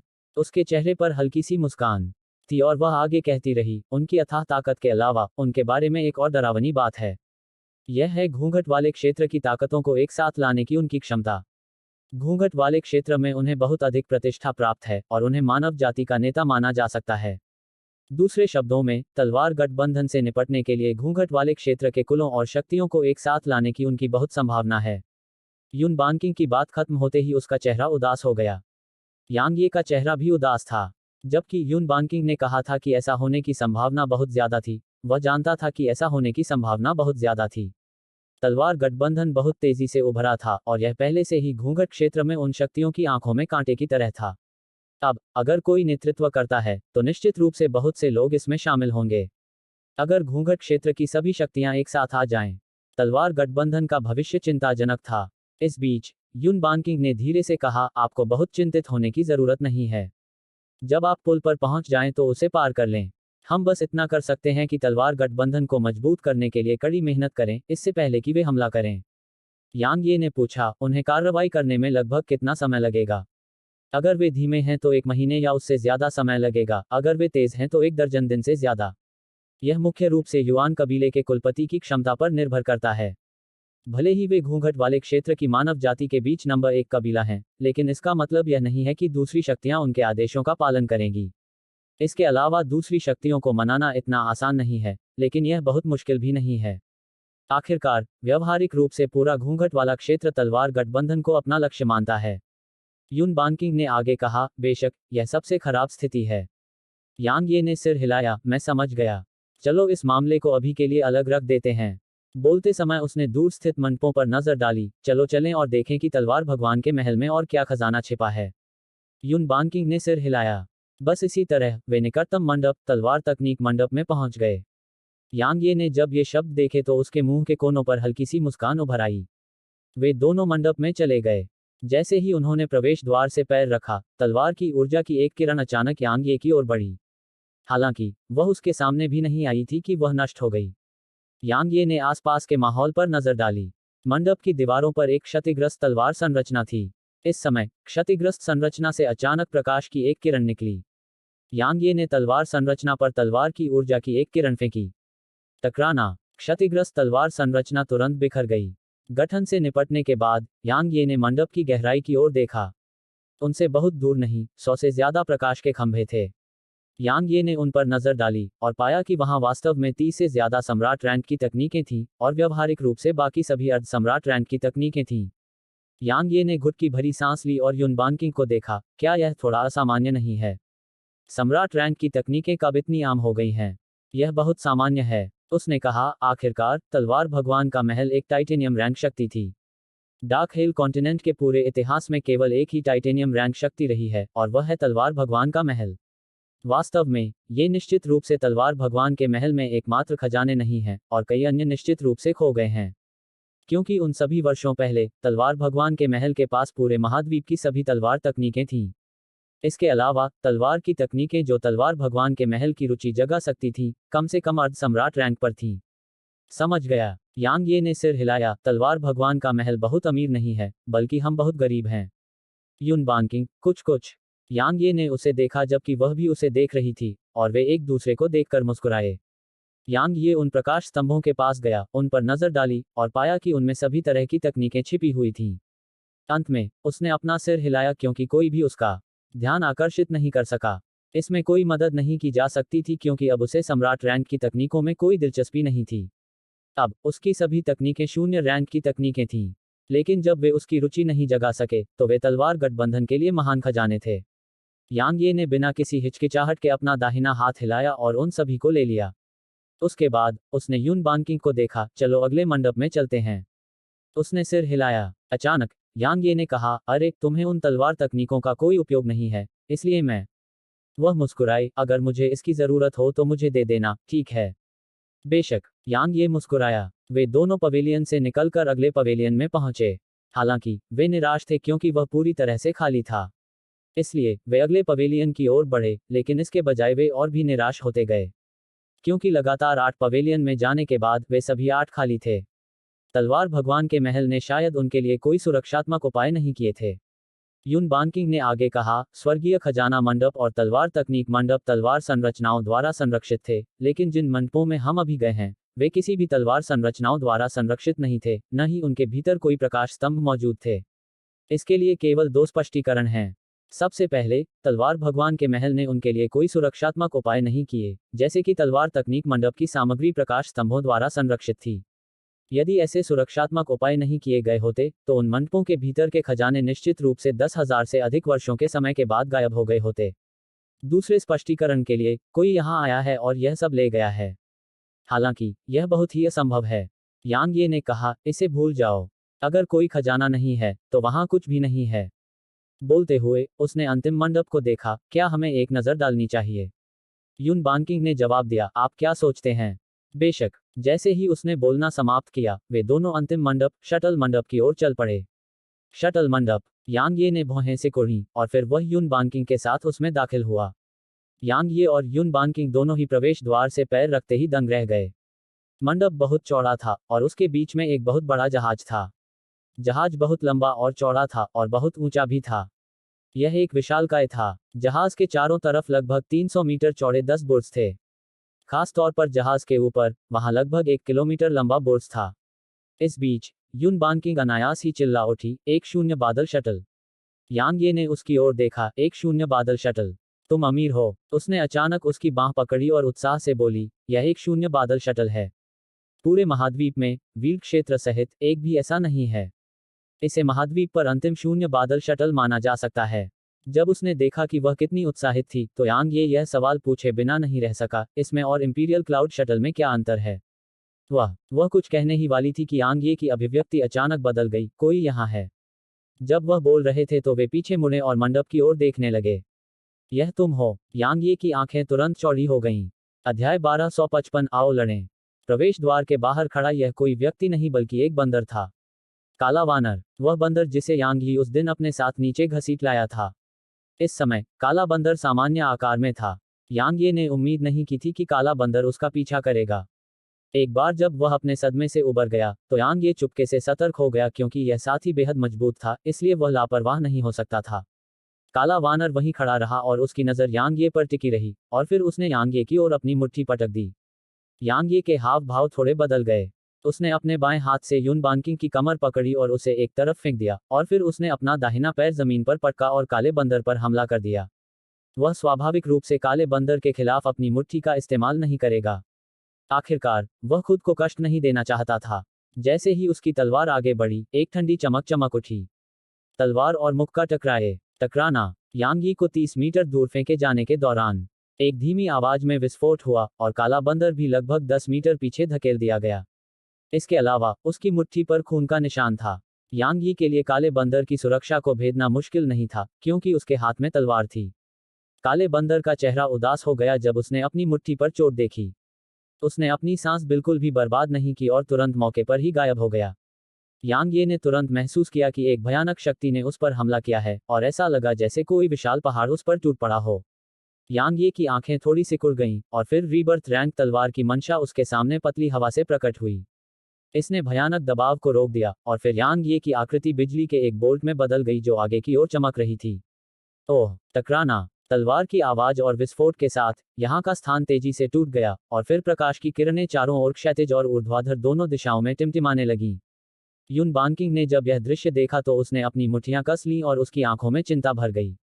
इस समय यांग ये और काला बंदर दोनों ही इतने तेज थे कि वह उन्हें देख नहीं पाए, और वह सिर्फ रोशनी की टिमटिमाती किरणें देख पा रही थी और लगातार विस्फोटों की आवाज सुन पा रही थी। एक वॉइडर दायरे राक्षस जानवर। कुछ हद तक वॉइडर दायरे के राक्षस जानवर मानव वॉइडर से कहीं ज्यादा शक्तिशाली थे। ऐसा इसलिए था क्योंकि उनकी रक्षात्मक क्षमताएं बहुत भयानक थीं। उनके लिए वॉइड रैंक तकनीकों के खिलाफ सीधे जाना भी कोई बड़ी समस्या नहीं थी। यांग ये के हमले काले वानरों की सुरक्षा को भेद सकते थे, लेकिन वे केवल सतही चोटें थीं जिनसे काले वानरों को कोई भौतिक नुकसान नहीं हुआ। टकराना। एक और विस्फोट हुआ और मनुष्य और वानर दोनों एक दूसरे से अलग हो गए। काले बंदर के शरीर पर खून के कई निशान थे। यांग ये के लिए उसके मुंह के कोने से लाल रंग की एक धार बह रही थी। उनके बाहरी रूप के आधार पर यांग ये का पलड़ा भारी था। बेशक यह मुख्य रूप से फैंटम शील्ड की वजह से था। यहाँ तक काले बंदर को भी यांग ये को कोई भी भौतिक नुकसान पहुंचाना मुश्किल था, जबकि यांग ये के पास फैंटम शील्ड थी। हालांकि फैंटम शील्ड भी यांग ये को काले बंदर की ताकत से पूरी तरह से बचा नहीं पाए। काला बंदर बहुत ताकतवर था। भले ही उसकी ताकत फैंटम शील्ड को भेद न सके, लेकिन इससे होने वाले झटके को कम करके नहीं आंका जा सकता था। यांग ये के मुंह के कोने से निकलने वाला खून उनकी टक्कर के प्रभाव से निकला था। काला बंदर यांग ये को घूर रहा था, जबकि यांग ये भी उसे घूर रहा था। कुछ ही देर बाद आदमी और जानवर दोनों ही वहीं गायब हो गए। उन्होंने एक दूसरे पर अपनी सांसें बर्बाद नहीं की, न ही उनके पास कहने के लिए कुछ था। यांग ये के लिए काले बंदर की नफरत वाकई बहुत गहरी थी। आखिरकार यांग ये की वजह से ही उसकी जान जाने वाली थी। वह सचमुच अपनी जान लगभग खो चुका था। इसके अलावा यांग ये ने उसे बार बार धमकाया था, तो वह इसे कैसे सहन कर सकता था। इस प्रकार उसने अंत में यांग ये का पीछा करने का फैसला किया। आखिरकार एक बार जब वे तलवार भगवान के महल में प्रवेश करते हैं तो उसे यांग ये से डरने की जरूरत नहीं होगी, भले ही यांग ये अपनी तलवार का इस्तेमाल करे। जब दुश्मन आपस में भिड़ते हैं तो क्रोध भड़क उठता है। तो कहने की क्या बात थी, वे तुरंत लड़ पड़े। यांग ये का स्वभाव भी उग्र था। चूंकि काले बंदर ने तुरंत हमला कर दिया था, इसलिए स्वाभाविक रूप से उसने अपनी सांस बर्बाद नहीं की। अगर वह कुछ कहना भी चाहता तो काले बंदर से लड़ने के बाद ही कहता। यांग ये ने काले बंदर के खिलाफ सीधे जाने का विकल्प नहीं चुना, और अगर उसके पास पुनर्जन्म रैंक की तलवार की मंशा और प्रेत ढाल भी होती तो भी वह ऐसा करने की हिम्मत नहीं करता। आखिरकार काले बंदर की ताकत बहुत भयानक थी। सिर्फ एक मुक्का उसके अंदरूनी अंगों को घायल कर सकता था। उसने काले बंदर की कमियों का पता लगाने की कोशिश की थी, लेकिन वह पूरी तरह से विफल रहा था। काले बंदर की ताकत उससे कहीं ज्यादा थी, इसलिए अगर वह काले बंदर के हमलों में कमियों का पता लगा भी लेता तो भी यह बेकार था। इस बार उसे थोड़ा बहुत समझ में आया कि उसके विरोधी कैसा महसूस कर रहे थे। दुर्जय शारीरिक शरीर वाले लोगों से लड़ना वाकई बहुत मुश्किल था। किसी और चीज का जिक्र किए बिना सिर्फ शारीरिक सुरक्षा ही दूसरों को बहुत बड़ा सिरदर्द देने के लिए पर्याप्त थी। टकराना। मुट्ठी और तलवार एक बार फिर टकराए। यांग ये की तलवार हिंसक रूप से हिल गई जबकि उसका फिगर 100 मीटर पीछे धकेल दिया गया। जहां तक बंदर की बात है, उसे भी करीब 10 मीटर पीछे धकेल दिया गया। लेकिन उसे मौके पर ही गायब होने में ज्यादा समय नहीं लगा, और जब वह फिर से प्रकट हुआ तो वह यांग ये के सामने था। उसने यांग ये के सिर पर अपनी मुट्ठी पटक दी। इस बीच फैंटम शील्ड यांग ये के सामने चमक उठी और उसे मुक्के से बचा लिया। टकराना। फैंटम शील्ड हिंसक रूप से हिल गई और उड़कर उड़ गई, लेकिन काला बंदर भी लगभग 10 मीटर पीछे धकेल दिया गया। इस बीच यांग ये आगे बढ़ा, अपनी तलवार खींची और उसे काले बंदर पर जोर से घुमाया। उसी समय फैंटम शील्ड एक छाया की तरह उसका पीछा करती रही और उसके बगल में आ गई। इसने काले बंदर से आने वाले हर एक मुक्के को रोक दिया। जब उसने फैंटम शील्ड का अच्छी तरह से उपयोग करना सीख लिया तो यांग ये युद्ध में और अधिक डूब गया, और जब वह 2 बार घूमा तो उसने काले बंदर के हमले को रोकने के लिए तुरंत फैंटम शील्ड का उपयोग किया। कुछ समय के लिए यांग ये को वास्तव में लड़ाई में थोड़ी बढ़त हासिल हुई। गर्जन। इस बीच काला बंदर अचानक गुस्से से दहाड़ने लगा। जब यांग ये की तलवार ने उस पर वार किया तो उसने वास्तव में बचाव करने का विकल्प नहीं चुना और उसने यांग ये की छाती पर अपनी मुट्ठी भी पटक दी। इसके अलावा उसकी दूसरी मुट्ठी फैंटम शील्ड की ओर चली गई। यांग ये की अभिव्यक्ति थोड़ी बदल गई। स्वाभाविक रूप से वह काले बंदर से लड़ते समय अपनी जान जोखिम में डालने की हिम्मत नहीं कर सकता था, इसलिए उसकी तलवार थोड़ी सी बगल की ओर खिसकी और उसने काले बंदर की मुट्ठी पर वार किया। Bang bang. फैंटम शील्ड और उसकी तलवार एक साथ हिंसक रूप से हिली और फिर यांग ये को उड़ा दिया गया। जहां तक काले बंदर का सवाल है, वह बिल्कुल भी नहीं रुका और उसने तुरंत आगे की ओर गोली चलाई, इससे पहले कि उसकी मुट्ठियां यांग ये पर बरस पड़तीं। Bang bang bang. तुरंत ही अनेक विस्फोट हुए और यांग ये को काले बंदर के उन्मत्त हमलों के कारण बार बार पीछे हटना पड़ा। टकराना। इस बीच यांग ये से खून का एक खंभा बाहर निकला। उसी समय एक लाल चमक निकली और तुरंत काले बंदर को पीछे धकेल दिया। यांग ये की मुट्ठी में एक रक्त लाल तलवार दिखाई दी और फिर वह लाल प्रकाश की किरण में परिवर्तित हो गई जो मौके पर ही गायब हो गई। काले बंदर की आंखें थोड़ी सिकुड़ गईं जैसे ही उसने अपनी दाहिनी मुट्ठी तेजी से आगे बढ़ाई, और जैसे ही मुट्ठी आगे बढ़ी एक रक्त लाल तलवार ने उस पर वार किया। टकराना। दरार। मुट्ठी और तलवार के भीतर के शक्तिशाली बल ने तुरंत आसपास के स्थान को अलग कर दिया और काला वानर और यांग ये दोनों उड़ गए। लेकिन कुछ ही क्षण बाद आदमी और बंदर दोनों एक बार फिर एक दूसरे पर हमला कर दिए। बस इसी तरह वे फिर से भयंकर युद्ध में उलझ गए। काफी समय बीतने के बाद यांग ये ने अपनी तलवार के एक झटके से काले बंदर को पीछे धकेल दिया और फिर वह रुक गया और कहा, बड़े आदमी, क्या तुम सच में मौत से लड़ना चाहते हो? काला बंदर भी रुक गया और उसने यांग ये को देखा और कहा, तुमने मेरे फल चुराए, मुझे तुम्हारे साथ उस रहस्यमय विशेषज्ञ का विरोध करने की धमकी दी, लगभग मेरी जान ले ली और मुझे बार बार धमकी भी दी। मानव, तुमने यह युद्ध शुरू किया। यांग ये ने जवाब दिया, क्या यह सिर्फ कुछ फल नहीं थे? तुम बहुत छोटी सोच रखते हो और मुझे यहां तक आने के लिए मजबूर कर दिया। बेशर्म इंसान। जैसे ही काला बंदर बोलना समाप्त करता है, वह एक बार फिर हमला करने वाला होता है। लेकिन तलवार भगवान की मुहर अचानक यांग ये के माथे पर दिखाई देती है और वह इसे देखकर तुरंत दंग रह जाता है। उसकी मुट्ठी के आकार की आंखों में सदमा, अविश्वास, विस्मय और यहां तक कि डर का एक निशान भी था। तलवार भगवान की मुहर। आप। काले बंदर ने यांग ये को देखा, आपने तलवार भगवान की मुहर प्राप्त की है। यांग ये ने काले वानर को मापा और तलवार भगवान की मुहर के प्रति काले वानर के रवैये को याद किया, और वह तुरंत गंभीरता से बोला, बेशक, मैं अभी तलवार भगवान के महल का मालिक हूँ। काले बंदर ने तलवार भगवान की मुहर को बहुत देर तक देखा, फिर उसने कहा, उसने तुम्हारे जैसे बेशर्म इंसान को क्यों चुना? ऐसा लग रहा था कि वह यांग यी से बात कर रहा था, फिर भी ऐसा लग रहा था कि वह खुद से बात कर रहा था। यांग ये का चेहरा तुरंत काला पड़ गया जब उसने यह सुना। क्या तुम जानते हो कि दूसरों से कैसे बात करनी है? तुम्हारा क्या मतलब है, बेशर्म इंसान? काले बंदर ने यांग ये को कोई भी चेहरा देने से इनकार कर दिया। तुम हमेशा बहुत बेशर्म रहे हो। यांग ये के मुंह के कोने फड़क उठे। वह अभी बोलने ही वाला था कि अचानक काला बंदर बोल पड़ा, मानव, कोई बात नहीं, क्योंकि उसने तुम्हें चुना है, तो उसे शर्मिंदा मत करो। जैसे ही उसने बोलना समाप्त किया, काला वानर पलटा और चला गया। यांग ये यह दृश्य देखकर दंग रह गया और उसने कहा, रुको। काला बंदर यांग ये को देखने के लिए मुड़ा। क्या? यांग ये ने जवाब दिया, आप ऐसे ही जा रहे हैं? काले बंदर ने उत्तर दिया, मैं और क्या कर सकता था? यांग ये ने गले में कुछ अटका कर कहा, मेरे पास तलवार भगवान की मुहर है, इसलिए मैं अभी तलवार भगवान के महल का स्वामी हूँ, और तुम कभी तलवार भगवान के महल के सदस्य थे। दूसरे शब्दों में, तुम्हें मेरी बात माननी चाहिए, है ना? काले बंदर ने यांग ये को कुछ देर तक घूरते हुए कहा, आपके पास तलवार भगवान की मुहर है, इसलिए आपको तलवार भगवान के महल का स्वामी माना जाता है, लेकिन क्या आपके पास संस्थापक पूर्वज की ताकत है? यांग ये अवाक रह गया। काले बंदर ने कहा, जब मैं छोटा था, तब मुझे संस्थापक पूर्वज का मार्गदर्शन और देखभाल मिली थी, और उन्होंने ही आदेश दिया था कि तलवार भगवान के महल के सदस्यों को द्वीप पर राक्षस जानवरों को जानबूझकर मारने की अनुमति नहीं है। द्वीप पर हम सभी राक्षस जानवर उनके प्रति ऋणी महसूस करते हैं, और मेरे लिए भी यही बात है। इसलिए, हमारे बीच जो कुछ भी हुआ, उसे मैं भूल जाऊंगा। यांग ये ने कहा, तो, आप इसे अपना कर्ज चुकाना मानते हैं? काले बंदर ने जवाब दिया, कुछ कुछ। यांग ये ने अचानक कहा, तुम बेशर्म हो। काले बंदर का चेहरा उतर गया, मानव, मैं तुम्हें मारना नहीं चाहता, पर मैं तुम्हें पीटना चाहता हूँ। मुझे तुम पर हमला करने के लिए मजबूर मत करो। यांग ये ने कहा, उसने इतने सालों पहले तुम्हारा मार्गदर्शन किया और तुम्हारी देखभाल की, और उसने तलवार भगवान के महल के सदस्यों को द्वीप पर राक्षस जानवरों का वध न करने का आदेश भी दिया। कहा जा सकता है कि उसने तुम्हें नया जीवन दिया है। फिर भी तुम मुझे न मारने का फैसला करके इतना बड़ा कर्ज चुकाने का इरादा रखते हो। तो बताओ, तुम बेशर्म कैसे नहीं हो?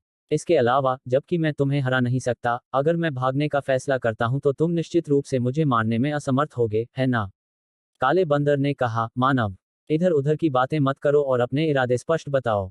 यांग ये ने जवाब दिया, मुझे लगता है कि अगर आप उसका बदला चुकाना चाहते हैं तो आपको थोड़ा ईमानदार होना चाहिए। वर्तमान में, तलवार भगवान का महल नष्ट हो गया है, और तलवार की खेती में गिरावट आई है। जबकि मैं तलवार की खेती में समृद्धि वापस लाने की भारी जिम्मेदारी उठाता हूँ। लेकिन मुझे यकीन है कि आपने देखा होगा कि मैं बहुत कमजोर हूँ और बिना किसी सहारे के हूँ, इसलिए मुझे किसी भी समय मार दिया जा सकता है। इसलिए, यांग ये ने काले बंदर को देखा और कहा, तो, मुझे लगता है कि अगर तुम सच में अपना कर्ज चुकाना चाहते हो, तो तुम्हें मेरी मदद करनी चाहिए।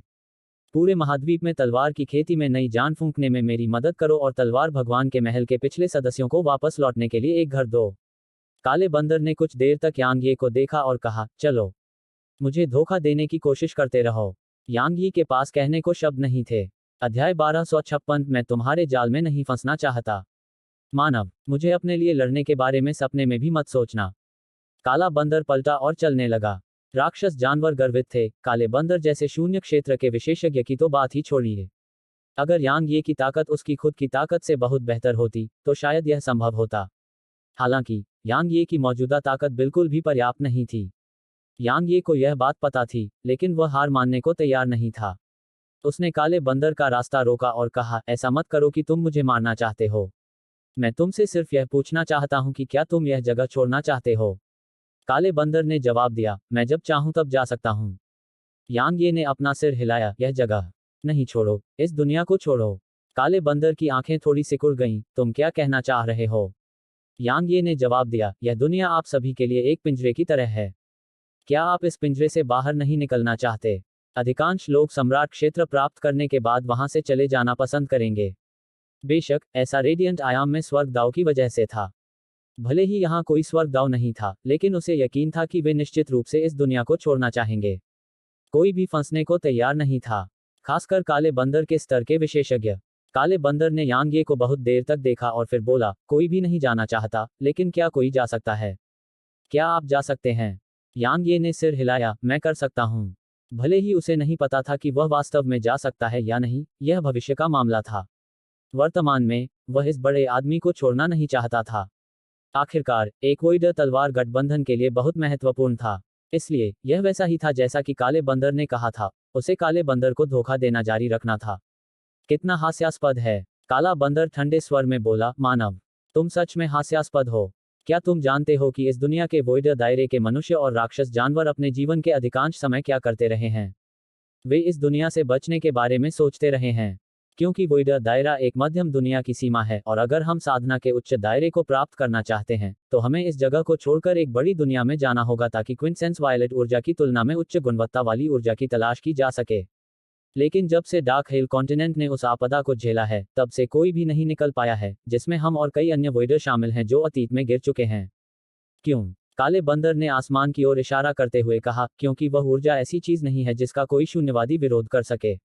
मानव, तुम कहते हो कि तुम जा सकते हो, और यह वाकई हास्यास्पद है। अगर तुम मुझे धोखा देना चाहते हो, तो कृपया कोई बेहतर कारण ढूंढो। मैंने कभी नहीं कहा कि मैं इसे अभी पूरा कर सकता हूँ। यांग ये ने काले बंदर की आंखों में देखा और कहा, मुझे तुमसे एक और सवाल पूछना है। अगर सीनियर जियान वूजी अभी भी जिंदा होते, तो क्या वे इस दुनिया को छोड़ पाते? काला बंदर थोड़ा गुस्से में बोला, बेशक। यांग ये ने खुद की ओर इशारा करते हुए कहा, क्या आपको लगता है कि मैं अपने जीवन में सीनियर जियान वूजी के समान ऊंचाई प्राप्त कर पाऊंगा? ठीक है, मैं अभी केवल एक मध्यम श्रेणी का संत हूँ। जैसे ही उसने कहा, यांग ये ने तलवार क्षेत्र की छिपी हुई परत को हटा दिया, और उसकी साधना काले वानर के सामने पूरी तरह से उजागर हो गई। यांग ये को देखते ही काला बंदर चुप हो गया। अगर वह ईमानदारी से कहे, तो उसके सामने खड़ा इंसान वाकई सबसे राक्षसी प्रतिभाशाली था जिससे वह कभी मिला था। यहाँ तक इतने सालों से तलवार भगवान के महल के प्रतिभाशाली लोग भी यांग ये की बराबरी नहीं कर सकते थे। आखिरकार यांग ये के पास इतनी कम उम्र में इतना भयानक शारीरिक शरीर था, और उसकी तलवार की नीयत शून्य रैंक से भी ऊपर थी। इसके अलावा यांग ये संत दायरे में रहते हुए उसके जैसे शून्य से भी लड़ सकता था। यद्यपि जियान वूजी एक विशाल पर्वत था जिसे हर कोई देख सकता था, लेकिन उसके सामने यह मानव वास्तव में एक असाधारण राक्षसी प्रतिभा था। यांग ये ने इस बात पर ध्यान नहीं दिया कि काला बंदर क्या सोच रहा था, और आगे बोला, मुझे बस समय दो और मैं निश्चित रूप से जियान वूजी की उपलब्धियों को पार करने में सक्षम हो जाऊंगा। उस समय क्या इस जगह को छोड़ना मुश्किल होगा? काला बंदर कुछ देर चुप रहा, फिर बोला, इस सब का मुझसे क्या लेना देना है? वह बोलते हुए यांग ये के इर्द गिर्द घूमता रहा और बाहर निकलने की ओर बढ़ने लगा। हालांकि यांग ये ने फिर से उसका रास्ता रोका, यह तुमसे कैसे संबंधित नहीं है। अगर मैं जियान वूजी से आगे निकल गया, तो इसका मतलब होगा कि मैं इस दुनिया को छोड़ सकता हूँ। चूंकि मैं छोड़ सकता हूँ, इसका मतलब है कि मैं दूसरों को अपने साथ बाहर ला सकता हूँ। समझे? काले बंदर ने यांग ये को देखा, मानव, मुझे यह स्वीकार करना होगा कि तुम वास्तव में एक राक्षसी प्रतिभाशाली व्यक्ति हो, और भले ही तुम संस्थापक पूर्वज के समान ऊंचाई प्राप्त न कर सको, लेकिन तुम निश्चित रूप से बहुत कमतर नहीं होगे। मेरा यह भी मानना कि एक बार जब तुम और बड़े हो जाओगे, तो बहुत संभावना है कि तुम इस दुनिया को छोड़ सकोगे। लेकिन इसमें कितने साल लगेंगे? 10 साल, 100 साल, 1000 साल, या 10,000 साल? 10 साल। यांग ये ने काले बंदर की आंखों में देखा, 10 साल। काले बंदर ने जवाब दिया, क्या तुम पागल हो गए हो? यांग ये ने जवाब दिया, मैं अभी 20 साल से थोड़ा ज्यादा का हूं, फिर भी मैं पहले से ही वोइडर से लड़ने में सक्षम हूं। तो क्या आपको लगता है कि मैं पागल हूं? उसका इरादा 2 साल कहने का था, क्योंकि उसे 2 साल में यह जगह छोड़नी थी। लेकिन यह निश्चित रूप से काले बंदर की राय में अवास्तविक होगा। काले बंदर ने यांग यी को देखा और बहुत देर तक चुप रहा। मैं किसी इंसान के सामने झुकूंगा नहीं। मैंने कभी भी तुमसे समर्पण करने के लिए नहीं कहा। यांग ये ने आगे कहा, हम साथ मिलकर काम कर सकते हैं। 10 साल तक मेरा अनुसरण करो, और मैं तुम्हें 10 साल में इस दुनिया से बाहर कर दूंगा। अगर मैं असफल हो गया, तो तुम बस चले जाओ। आखिरकार 10 साल राक्षस जाति के लिए बस एक पल है ना? काला बंदर चुप हो गया। काला बंदर थोड़ा हिल गया। इस बीच यांग ये ने कहा, अगर तुम अपनी ताकत पर भरोसा करते हो तो तुम कभी नहीं जा पाओगे। फिर भी अगर तुम मेरे साथ 10 साल बिताओ तो तुम जा सकते हो। तुम जुआ क्यों नहीं खेलते? यह सिर्फ 10 साल है। क्या तुम मुझे मूर्ख समझते हो? काले बंदर ने उसकी ओर देखा और कहा, तुम्हारे चरित्र और गुस्से के आधार पर मैं केवल कल्पना कर सकता हूं कि मुझे उन वर्षों के दौरान तुम्हारे लिए कितनी बार लड़ना पड़ेगा। मैं तुम्हारे जाल में नहीं फंसना चाहता। यांग ये ने शर्मिंदगी से हंसते हुए कहा, लड़ाई तो अपरिहार्य है ना? बाहर की दुनिया आश्चर्य से भरी है। क्या तुम सच में सुनिश्चित हो कि तुम बाहर जाकर देखना नहीं चाहते? 10 साल, इसमें सिर्फ 10 साल लगेंगे, और तुम्हें इस जगह को छोड़ने का मौका मिलेगा। साधना के उच्च क्षेत्र में जाने का मौका पाने के लिए तुम्हें सिर्फ 10 साल चाहिए। संभवतः अपना भाग्य बदलने के लिए सिर्फ 10 साल लगेंगे। 10 साल? रुको। काले बंदर ने अचानक यांग ये को बीच में रोका और कहा, उन 10 सालों के दौरान मैं भी तुम्हारी वजह से मर सकता हूँ, है ना? यांग यी के पास कहने को शब्द नहीं थे। काले बंदर ने अचानक कहा, मुझे कुछ करने में मदद करो और मैं 10 साल तक तुम्हारा पीछा करूंगा। यांग यी दंग रह गया और फिर उसे खुशी महसूस हुई। क्या? काले बंदर ने जवाब दिया, मुझे कुछ पकड़ने में मदद करो। कुछ जब्त किया? यांग ये ने पूछा, वह क्या है? काले बंदर ने अचानक अपना हाथ बढ़ाया और यांग ये के शरीर को थपथपाया। क्या तुम्हारा शरीर अभी दिव्य परिवर्तन क्षेत्र में है? यांग ये ने सिर हिलाया। काले बंदर ने थोड़ी मोहक आवाज में कहा, क्या आप युग क्षेत्र प्राप्त करना चाहते हैं? यांग ये ने पूछा, आप क्या कहना चाह रहे हैं? काले बंदर ने एक निश्चित दिशा की ओर इशारा करते हुए कहा, द्वीप पर एक ऊर्जा अभिसरण पूल है। तलवार भगवान के महल ने इसे इतने सालों पहले बनाया था और यह दुनिया के प्राकृतिक सार को अभिसरित करने में सक्षम है। दूसरे शब्दों में, दुनिया में विभिन्न प्रकार की ऊर्जा और पृथ्वी की ऊर्जा 20,000 से अधिक वर्षों तक अवशोषित करने के बाद इसके भीतर की ऊर्जा बेहद शुद्ध है और यह बहुत संभावना है कि आप इसकी कुछ सामग्री को अवशोषित करके युग क्षेत्र को प्राप्त करेंगे। यांग ये ने पलकें झपकाईं, निश्चित रूप से कुछ इसकी रखवाली कर रहा है ना? चतुर, काला बंदर बोला, एक आदमी ने इस इलाके पर कब्जा कर लिया है। अगर हमें एनर्जी कन्वर्जेंस पूल हासिल करना है तो हमें उसे हराना होगा। यांग ये ने पूछा, आप उसे हरा नहीं सकते? काले बंदर के चेहरे पर काफी भद्दा भाव था और वह कुछ देर तक हिचकिचाया, फिर उसने सिर हिलाया। यांग ये ने जब यह सुना तो उसकी अभिव्यक्ति काफी अस्वाभाविक हो गई। आखिरकार काला बंदर भी उस आदमी को नहीं हरा सका, तो वह आदमी कितना भयानक था। यांग ये ने एक पल सोचा और कहा, मुझे यकीन है कि आप जानते हैं कि मैं इस जगह को छोड़ने पर अपनी तलवार का उपयोग नहीं कर सकता, इसलिए मेरी ताकत काफी कम हो जाएगी। काले बंदर ने जवाब दिया, वैसे भी मैंने तुम्हें अपनी शर्त बता दी है, इसलिए जैसा तुम उचित समझो वैसा करो। यांग ये ने एक पल के लिए सोचा और फिर उसकी आंखें अचानक चमक उठी। हमें इसे जब्त करने की क्या जरूरत है? हम इसे चुरा सकते हैं। काला बंदर दंग रह गया, इसे चुराया? यांग ये ने सिर हिलाया और फिर उसने अपनी आभा को छुपाया। देखो, क्या तुम मेरी आभा को महसूस कर सकते हो? काले बंदर ने अपना सिर हिलाया, यह काम नहीं करेगा। वह आदमी दिन रात इसकी रखवाली करेगा, इसलिए तुम्हें इसे चुराने का मौका नहीं मिलेगा। यांग ये ने काले बंदर की ओर इशारा करते हुए कहा, क्या यहाँ हम दो नहीं हैं? तुम उसका ध्यान आकर्षित करो और मैं चोरी कर लूंगा, समझे? काले बंदर ने भौहें सिकुड़ी और थोड़ा हिचकिचाया। यांग ये ने कहा, तुम्हें बस उसे व्यस्त रखना है, उसे मौत तक नहीं लड़ाना है। जैसे ही मैं उसे पकड़ लूंगा, हम भाग जाएंगे। अरे, तुम उसे थोड़ी देर के लिए भी व्यस्त रखने में असमर्थ नहीं होगे, है ना? क्या बकवास है? काला बंदर गुस्से से बोला, भले ही मैं उसे हरा नहीं सकता, लेकिन उसके लिए मुझे आसानी से हराना असंभव है। मैं बस यह सोच रहा था कि क्या तुम इसे पाने के बाद भाग जाओगे? तुम मुझ पर शक कर रहे हो? यांग ये गुस्से से बोला, क्या मैं ऐसा व्यक्ति हूँ? क्या मैं ऐसा हूँ? काला बंदर गंभीरता से बोला, मुझे लगता है कि तुम हो। यांग ये अवाक रह गया। इस बार मैं तुम पर भरोसा करूंगा। इस बीच काले बंदर ने अचानक कहा, मानव ऊर्जा अभिसरण पूल की सामग्री आपको युग क्षेत्र प्राप्त करने में मदद कर सकती है, लेकिन यह मेरे लिए बहुत उपयोगी नहीं है, क्योंकि मेरा शरीर पहले से ही युग क्षेत्र में है और मेरे लिए इसे और बेहतर बनाना बहुत मुश्किल है। मैं अन्य कारणों से पूल के भीतर ऊर्जा चाहता हूँ, इसलिए चिंता मत करो। यांग ये ने आगे कहा, मैं अपनी बात से पीछे हटने वालों में से नहीं हूँ। काले बंदर ने यांग ये की ओर देखा और कहा, इस बार मैं तुम पर भरोसा करूंगा। जाओ, तैयार हो जाओ और बाद में मेरे इलाके में आकर मिलो। जैसे ही उन्होंने बोलना समाप्त किया, काला बंदर हॉल से बाहर निकल गया। एक वॉइडर दायरे दानव जानवर युग दायरे। यांग ये ने गहरी सांस ली। अगर वह काले बंदर की मदद प्राप्त कर सकता है और अपने शरीर को युग क्षेत्र में सुधार सकता है, तो वह घूंघट क्षेत्र के विशेषज्ञों का सामना करने में अधिक आश्वस्त होगा। यांग ये ने अपने विचारों को रोका और युन बानकिंग को देखा, क्या आप ठीक हैं? उसने अपना सिर थोड़ा हिलाया। अगर मैंने इसे अपनी आंखों से नहीं देखा होता, तो मुझे वास्तव में यह विश्वास करना असंभव लगता कि एक संत वास्तव में एक वोइडर को मारने और एक वोइडर दायरे के राक्षस जानवर से लड़ने में सक्षम था। इस अवधि के दौरान जब वह यांग ये के साथ रही, तो वह लगातार उससे चौंकती रही। आखिरकार उसने एक संत को एक वोइडर को मारते और एक वोइडर दायरे के राक्षस जानवर से लड़ते देखा था। अगर उसने इसे अपनी आंखों से नहीं देखा होता, तो वह कभी विश्वास नहीं करती कि ऐसी चीजें संभव हैं। यांग ये मुस्कुराया, चलो उस बारे में बात नहीं करते। मुझे शून्य बादल शटल के बारे में बताओ। मैं वास्तव में इसके बारे में ज्यादा नहीं जानता। उसने थोड़ा सिर हिलाया और शून्य बादल शटल को देखा। यदि आपके पास पर्याप्त बैंगनी क्रिस्टल हैं, तो यह वास्तव में एक शून्य बादल के बराबर है। यह एक शून्य के बराबर है। यांग ये दंग रह गया। अध्याय 1257 तुम मुझे अपने शरीर से चुकाने की कोशिश नहीं करोगे, है ना? एक शून्यकर्ता। शून्य क्या था? यह इस दुनिया में सर्वोच्च बल के बराबर था। यांग ये जानता था कि युन बांकिंग गैर जिम्मेदाराना टिप्पणी नहीं करेगी, इसलिए उसने उसे इशारा करते हुए कहा कि उसे जारी रखना चाहिए। युन बांकिंग ने कहा, ऊपर वाला बुर्ज देख रहे हो? उस बुर्ज को बनाने की विधि इस दुनिया में खो गई है। यह कहा जा सकता है कि हमारी दुनिया अब ऐसा जहाज बनाने में सक्षम नहीं है। यहाँ तक तलवार भगवान के महल ने भी शायद सिर्फ एक जहाज बनाने के लिए कड़ी मेहनत की होगी। सिर्फ तलवार भगवान का महल ही ऐसा जहाज बनाने में सक्षम था। यांग ये उसके पास गया, अपना हाथ बढ़ाया और उसे छुआ। छूने पर वह बर्फ की तरह ठंडा लगा।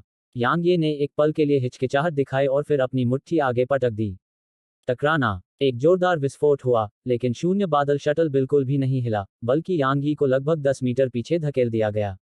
यांग यी की आंखों में आश्चर्य की लहर दौड़ गई, कितना शक्तिशाली! यह शायद शून्यवादियों के हमलों का भी विरोध कर सकता है। युन बांकिंग ने कहा, इसकी चौंकाने वाली रक्षात्मक क्षमताओं के अलावा इसकी आक्रामक क्षमताएं भी पूरी तरह से भयानक हैं। यदि आप इस पर अपने बैंगनी क्रिस्टल का उपयोग करने के लिए तैयार हैं, तो यह वास्तव में एक वॉइडर के बराबर है। चलो अंदर चलते हैं और देखते हैं। जैसे ही उसने बोलना समाप्त किया, वह और युन बांकिंग दोनों शून्य बादल शटल में कूद गए। इसका डेक बहुत समतल था, जमीन सभी प्रकार के रहस्यमय प्रतीकों से ढकी हुई थी, और जहाज के केंद्र में एक नियंत्रण कक्ष था। वे कंट्रोल रूम में चले गए। कंट्रोल रूम में कई बटन और एक कंट्रोल पैनल था। युन बांकिंग ने कंट्रोल पैनल की ओर इशारा करते हुए कहा, इसका इस्तेमाल इसकी दिशा को नियंत्रित करने के लिए किया जाना चाहिए। बाकी के बारे में मुझे ज्यादा जानकारी नहीं है। हालांकि अगर मुझे कुछ समय दिया जाए तो मैं इसे समझ पाऊंगा। यांग ये ने सिर हिलाया, बैंगनी क्रिस्टल कोई समस्या नहीं है। अगर यह वास्तव में वॉइडर्स के लिए खतरा पैदा कर सकता है, तो यह हमारे लिए बहुत बड़ी मदद होगी।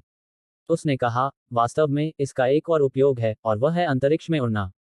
साधारण इंपीरियल क्लाउड शटल अंतरिक्ष में यात्रा नहीं कर सकते, लेकिन शून्य क्लाउड शटल कर सकते हैं। जब यांग ये ने इतना कहा तो वह अचानक उसकी ओर देखने लगी और फिर उसने आगे कहा, क्या तुमने काले बंदर से जो कहा वह सच था? यांग ये थोड़ा हैरान हुआ, और फिर उसे समझ में आया कि उसका क्या मतलब था। उसने तुरंत सिर हिलाया, यह सच था। उसने पूछा, क्या तुम्हें सचमुच इस बात का भरोसा है कि तुम इस दुनिया को छोड़ सकोगी? यांग ये ने अपना सिर हिलाया, मैं नहीं। लेकिन मुझे कोशिश तो करनी ही होगी। बोलते बोलते उसने युन बांकिंग का कंधा पकड़ लिया और शटल से छलांग लगा दी। उसके बाद उसने अपना दाहिना हाथ हिलाया और शटल को दूर रख दिया। उसने कहा, चलो बाद में इसका अध्ययन करते हैं। अब चलो उस बड़े आदमी की तलाश करते हैं। युन बांकिंग ने सिर हिलाया और वे मंडप से बाहर चले गए। मंडप के बाहर यांग ये चुपचाप खड़ा होकर आसपास के माहौल को देख रहा था। कोई नहीं जानता था कि वह क्या सोच रहा था। वास्तव में इस जगह का इस्तेमाल तलवार गठबंधन के संचालन के आधार के रूप में किया जा सकता है, युन बांकिंग ने कहा। जबकि यहाँ कई क्षेत्र क्षतिग्रस्त हो गए थे, कई पूरे क्षेत्र भी थे। उदाहरण के लिए, यहाँ की इमारतों को विशेष सामग्रियों का उपयोग करके बनाया गया था, इसलिए साधारण सम्राट उन्हें नुकसान पहुंचाने में पूरी तरह से असमर्थ थे। इसके अलावा यहाँ जगह की रक्षा करने वाली दुर्जेय संरचनाएं थीं। उदाहरण के लिए, यांग यी और वॉइडर के बीच पहले की लड़ाइयाँ या काले बंदर के साथ लड़ाई ने भी यहाँ की जगह को नुकसान नहीं पहुंचाया था। भले ही यह थोड़ा क्षतिग्रस्त हो, लेकिन इसे एक पल में ठीक कर दिया गया। संक्षेप में, यदि तलवार गठबंधन का मुख्यालय यहाँ स्थापित किया गया, तो यह निश्चित रूप से अत्यंत लाभकारी होगा क्योंकि यहाँ कई चीजें पहले से ही आसानी से उपलब्ध हैं। यांग ये ने सिर हिलाया क्योंकि उसके मन में भी ऐसा ही विचार आया था।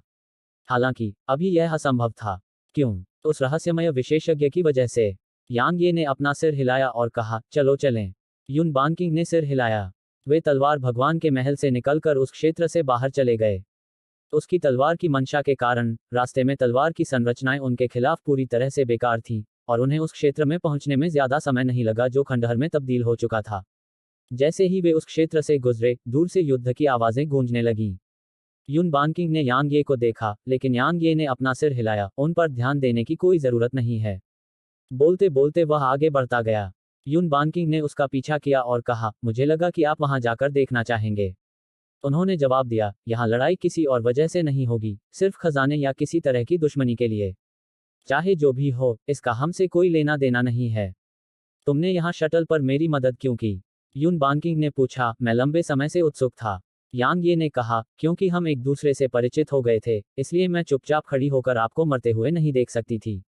युन बांकिंग ने उसकी ओर देखा और अपना सिर थोड़ा नीचे किया। अगर तुम नहीं होते, तो मुझे जो नसीब होता। तुम्हारी राय में, तुमने सिर्फ हाथ उठाया, लेकिन मेरी राय में, यह एक ऐसा कर्ज है जिसका मैं हमेशा के लिए कर्जदार रहूंगा। मैं जानती हूं कि शुक्रिया कहना व्यर्थ है, इसलिए मैं। यांग ये ने मजाक में कहा, तुम मुझे अपने शरीर से ऋण चुकाने की कोशिश नहीं करोगे, है ना? वह थोड़ा स्तब्ध हुई, फिर चुप हो गई। यांग ये ने उसकी ओर देखा और कहा, मैं मजाक कर रहा था। सच कहूं तो, तुम्हें वास्तव में इसकी परवाह करने की जरूरत नहीं है। वैसे भी, तुम तलवार गठबंधन में शामिल हो गई हो, इसलिए अब तुम मेरी अपनी हो। चूंकि तुम मेरी तरफ हो, इसलिए मेरे साथ इतना विनम्र होने की कोई जरूरत नहीं है। अगर मुझे भविष्य में तुम्हारी मदद की जरूरत पड़ी, तो मैं भी पीछे नहीं हटूंगा। उसने थोड़ा सिर हिलाया, ठीक है। यांग ये मुस्कुराया, और फिर अचानक उसने चलना बंद कर दिया। उसने खंडहर के एक क्षेत्र की ओर देखा और कहा, क्या मुझे तुम्हें खुद को दिखाने के लिए मजबूर करना होगा? कुछ देर की शांति के बाद, दो मध्यम आयु वर्ग के पुरुषों और एक महिला को यांग ये और युन बानकिंग के सामने आने में ज्यादा समय नहीं लगा। एक सम्राट और दो अर्ध सम्राट।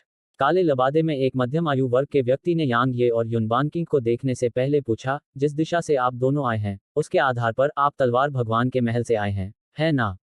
यांग ये ने सिर हिलाया। उन तीनों ने एक दूसरे को देखा और फिर काले वस्त्र पहने मध्यम आयु वर्ग के व्यक्ति ने कहा, क्या अब आप तलवार भगवान के महल में प्रवेश कर सकते हैं? यांग ये ने सिर हिलाया, वास्तव में।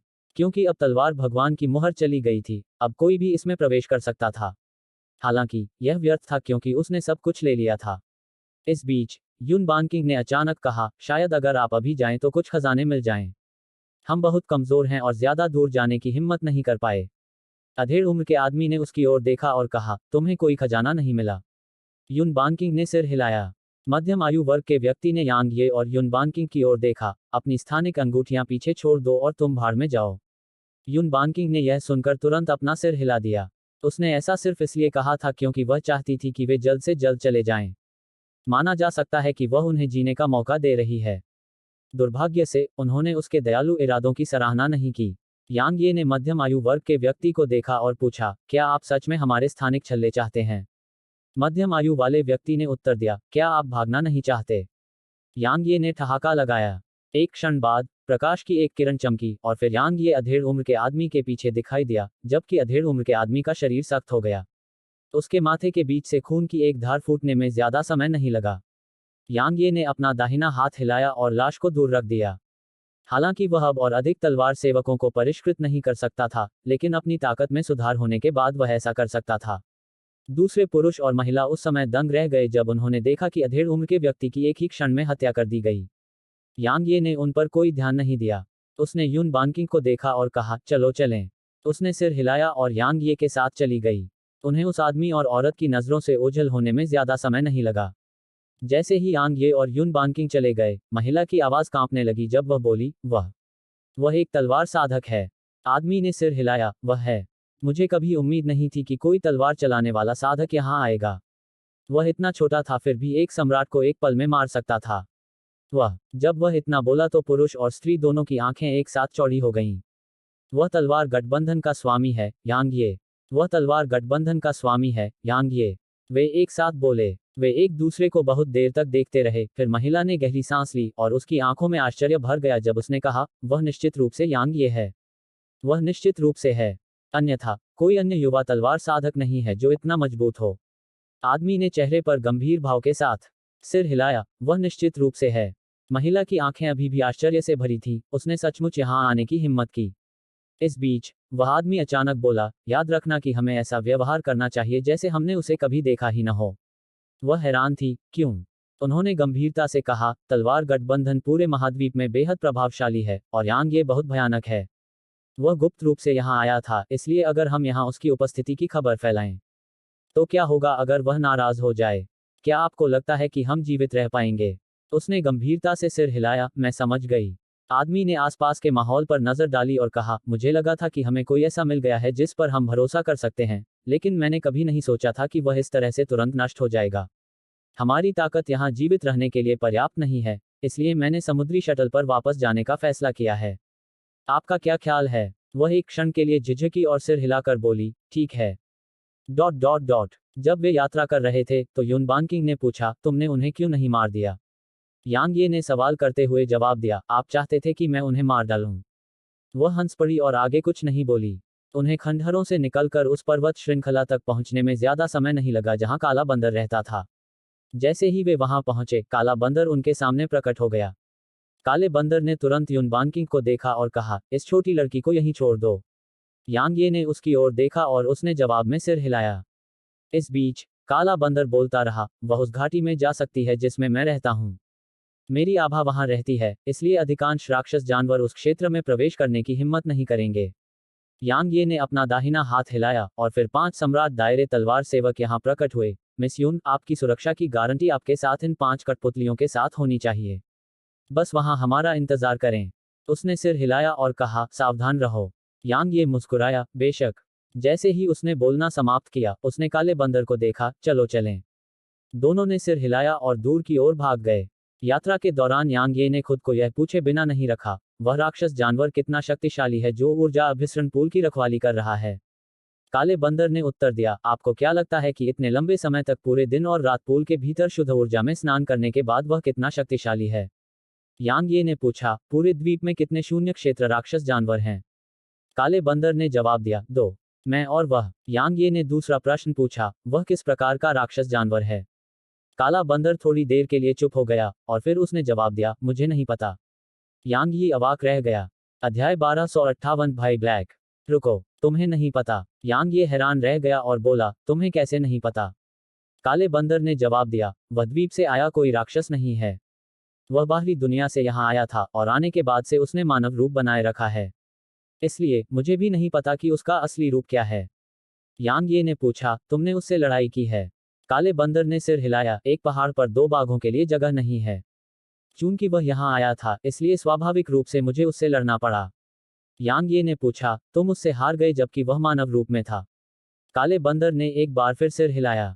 यांग ये के चेहरे पर एक गंभीर भाव प्रकट हुआ। आखिरकार, राक्षस जानवर अपने असली रूप में लौटने के बाद सबसे शक्तिशाली होते हैं।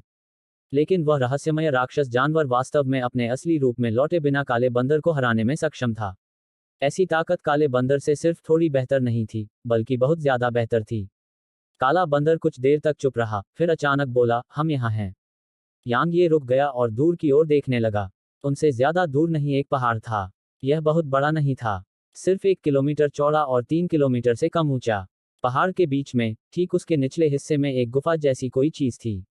गुफा बहुत बड़ी नहीं थी और यह सिर्फ 300 मीटर चौड़ी और 1 किलोमीटर से कम ऊंची थी। काला बंदर यांग ये को देखने के लिए मुड़ा और बोला, मैं तुम्हें याद दिला दूं कि बेहतर है कि तुम पकड़े न जाओ। अगर वह तुम्हें खोज लेता है और तुम्हारे पीछे पड़ जाता है, तो मैं तुम्हें नहीं बचा पाऊंगा, क्योंकि मेरी गति उसकी गति से तुलना नहीं कर सकती। समझे? यांग ये ने सिर हिलाया, मैं सावधान रहूंगा। तुम्हें भी सावधान रहना चाहिए। मारे मत जाना। काले बंदर ने ठंडे स्वर में कहा, यह सच है कि मैं उसका मुकाबला नहीं कर सकता, लेकिन उसके लिए मुझे मारना इतना आसान नहीं है। अन्यथा वह मुझे इतने सालों तक द्वीप पर रहने की अनुमति नहीं देता। हमारे साधना के क्षेत्र में एक दूसरे को मारने की कोशिश करने से निश्चित रूप से दोनों को गंभीर चोट लग सकती है। चलो अब इस बारे में बात नहीं करते, बस सावधान रहो। जैसे ही उसने बोलना समाप्त किया, काला बंदर अचानक आगे की ओर उछला। जैसे ही उसने आगे की ओर छलांग लगाई, गुफा के भीतर से भयानक आभा की एक लहर उठी। यांगे का दिल तुरंत कांप उठा जब उसने आभा को देखा, क्योंकि यह बहुत शक्तिशाली थी और काले बंदर से कहीं ज्यादा शक्तिशाली थी। आभा के साथ एक लंबा और मजबूत आदमी था जो गुफा से बाहर निकला। वह यांगे से बहुत लंबा था और उससे भी ज्यादा चौड़ा। अगर यांगे के फिगर की तुलना उसके साथ की जाए, तो यह एक बच्चे की तुलना एक वयस्क से करने जैसा होगा। आदमी का ऊपरी शरीर पूरी तरह से नंगा था और लाल रंग की धारियों से ढका हुआ था।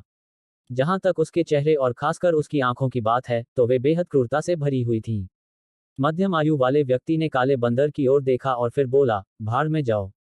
उसकी आवाज बिजली की गड़गड़ाहट के समान थी, जिससे उसके और काले वानर के आसपास का स्थान हिंसक रूप से कांप उठा। यांगे की अभिव्यक्ति और भी गंभीर हो गई। काले बंदर ने अपनी सांस बर्बाद नहीं की और उस अधेड़ व्यक्ति पर जोरदार मुक्का मारा। अधेड़ उम्र के आदमी की आंखों में क्रूरता और भी बढ़ गई, और उसने भी अपनी सांसें बर्बाद नहीं की। उसका शरीर तुरंत काले बंदर पर टूट पड़ा। 2 महान शून्य क्षेत्र राक्षस जानवरों के बीच लड़ाई के कारण भयावह आभा की 2 लहरें आसपास की ओर फैल गईं, और द्वीप पर असंख्य राक्षस जानवर तुरंत कांपने लगे। यांग ये युद्ध के दृश्य से काफी भयभीत था। काले बंदर की शारीरिक शक्ति और बचाव बेहद भयानक थे, लेकिन मध्यम आयु वर्ग के व्यक्ति की शारीरिक शक्ति और बचाव उससे भी अधिक भयानक थे। उसकी मुट्ठियां बिजली की तरह तेज थीं, और इसने काले बंदर को पूरी तरह से वंचित स्थिति में डाल दिया।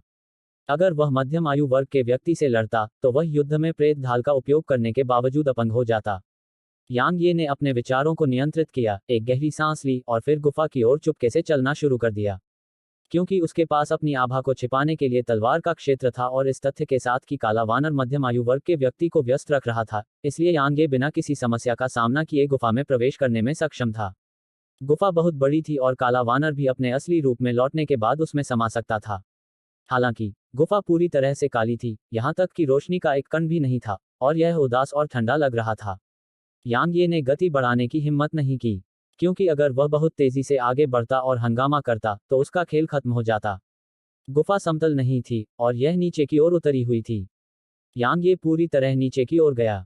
गुफा में कोई रोशनी नहीं थी, इसलिए यह उसके अंधेरे के नियमों के लिए उपयुक्त था। यांग ये के चेहरे पर सतर्कता का भाव था। क्योंकि यह जगह काफी अजीब थी, इसलिए उसने लापरवाही से काम करने की हिम्मत नहीं की। यांग ये इस बात से काफी हैरान था कि गुफा कितनी गहरी थी, क्योंकि वह लगभग 15 मिनट से चल रहा था, फिर भी वह अभी भी इसके अंत तक नहीं पहुंचा था। न केवल वह इसके अंत तक नहीं पहुंचा था, बल्कि यहाँ रोशनी का एक कण भी नहीं था। इसलिए यांग ये मदद नहीं कर सका और अपनी गति बढ़ा दी। करीब 1 घंटे चलने के बाद दूर से थोड़ी सी सफेद रोशनी दिखाई दी। यांग ये उस रोशनी को देखकर खुश हो गया और उसने अपनी गति बढ़ा दी। जैसे जैसे वह आगे बढ़ता गया, आगे की रोशनी बड़ी होती गई। यांग ये को रास्ते के अंत तक पहुंचने में ज्यादा समय नहीं लगा और फिर वह दंग रह गया। दूरी पर एक अज्ञात धातु से बना तालाब था।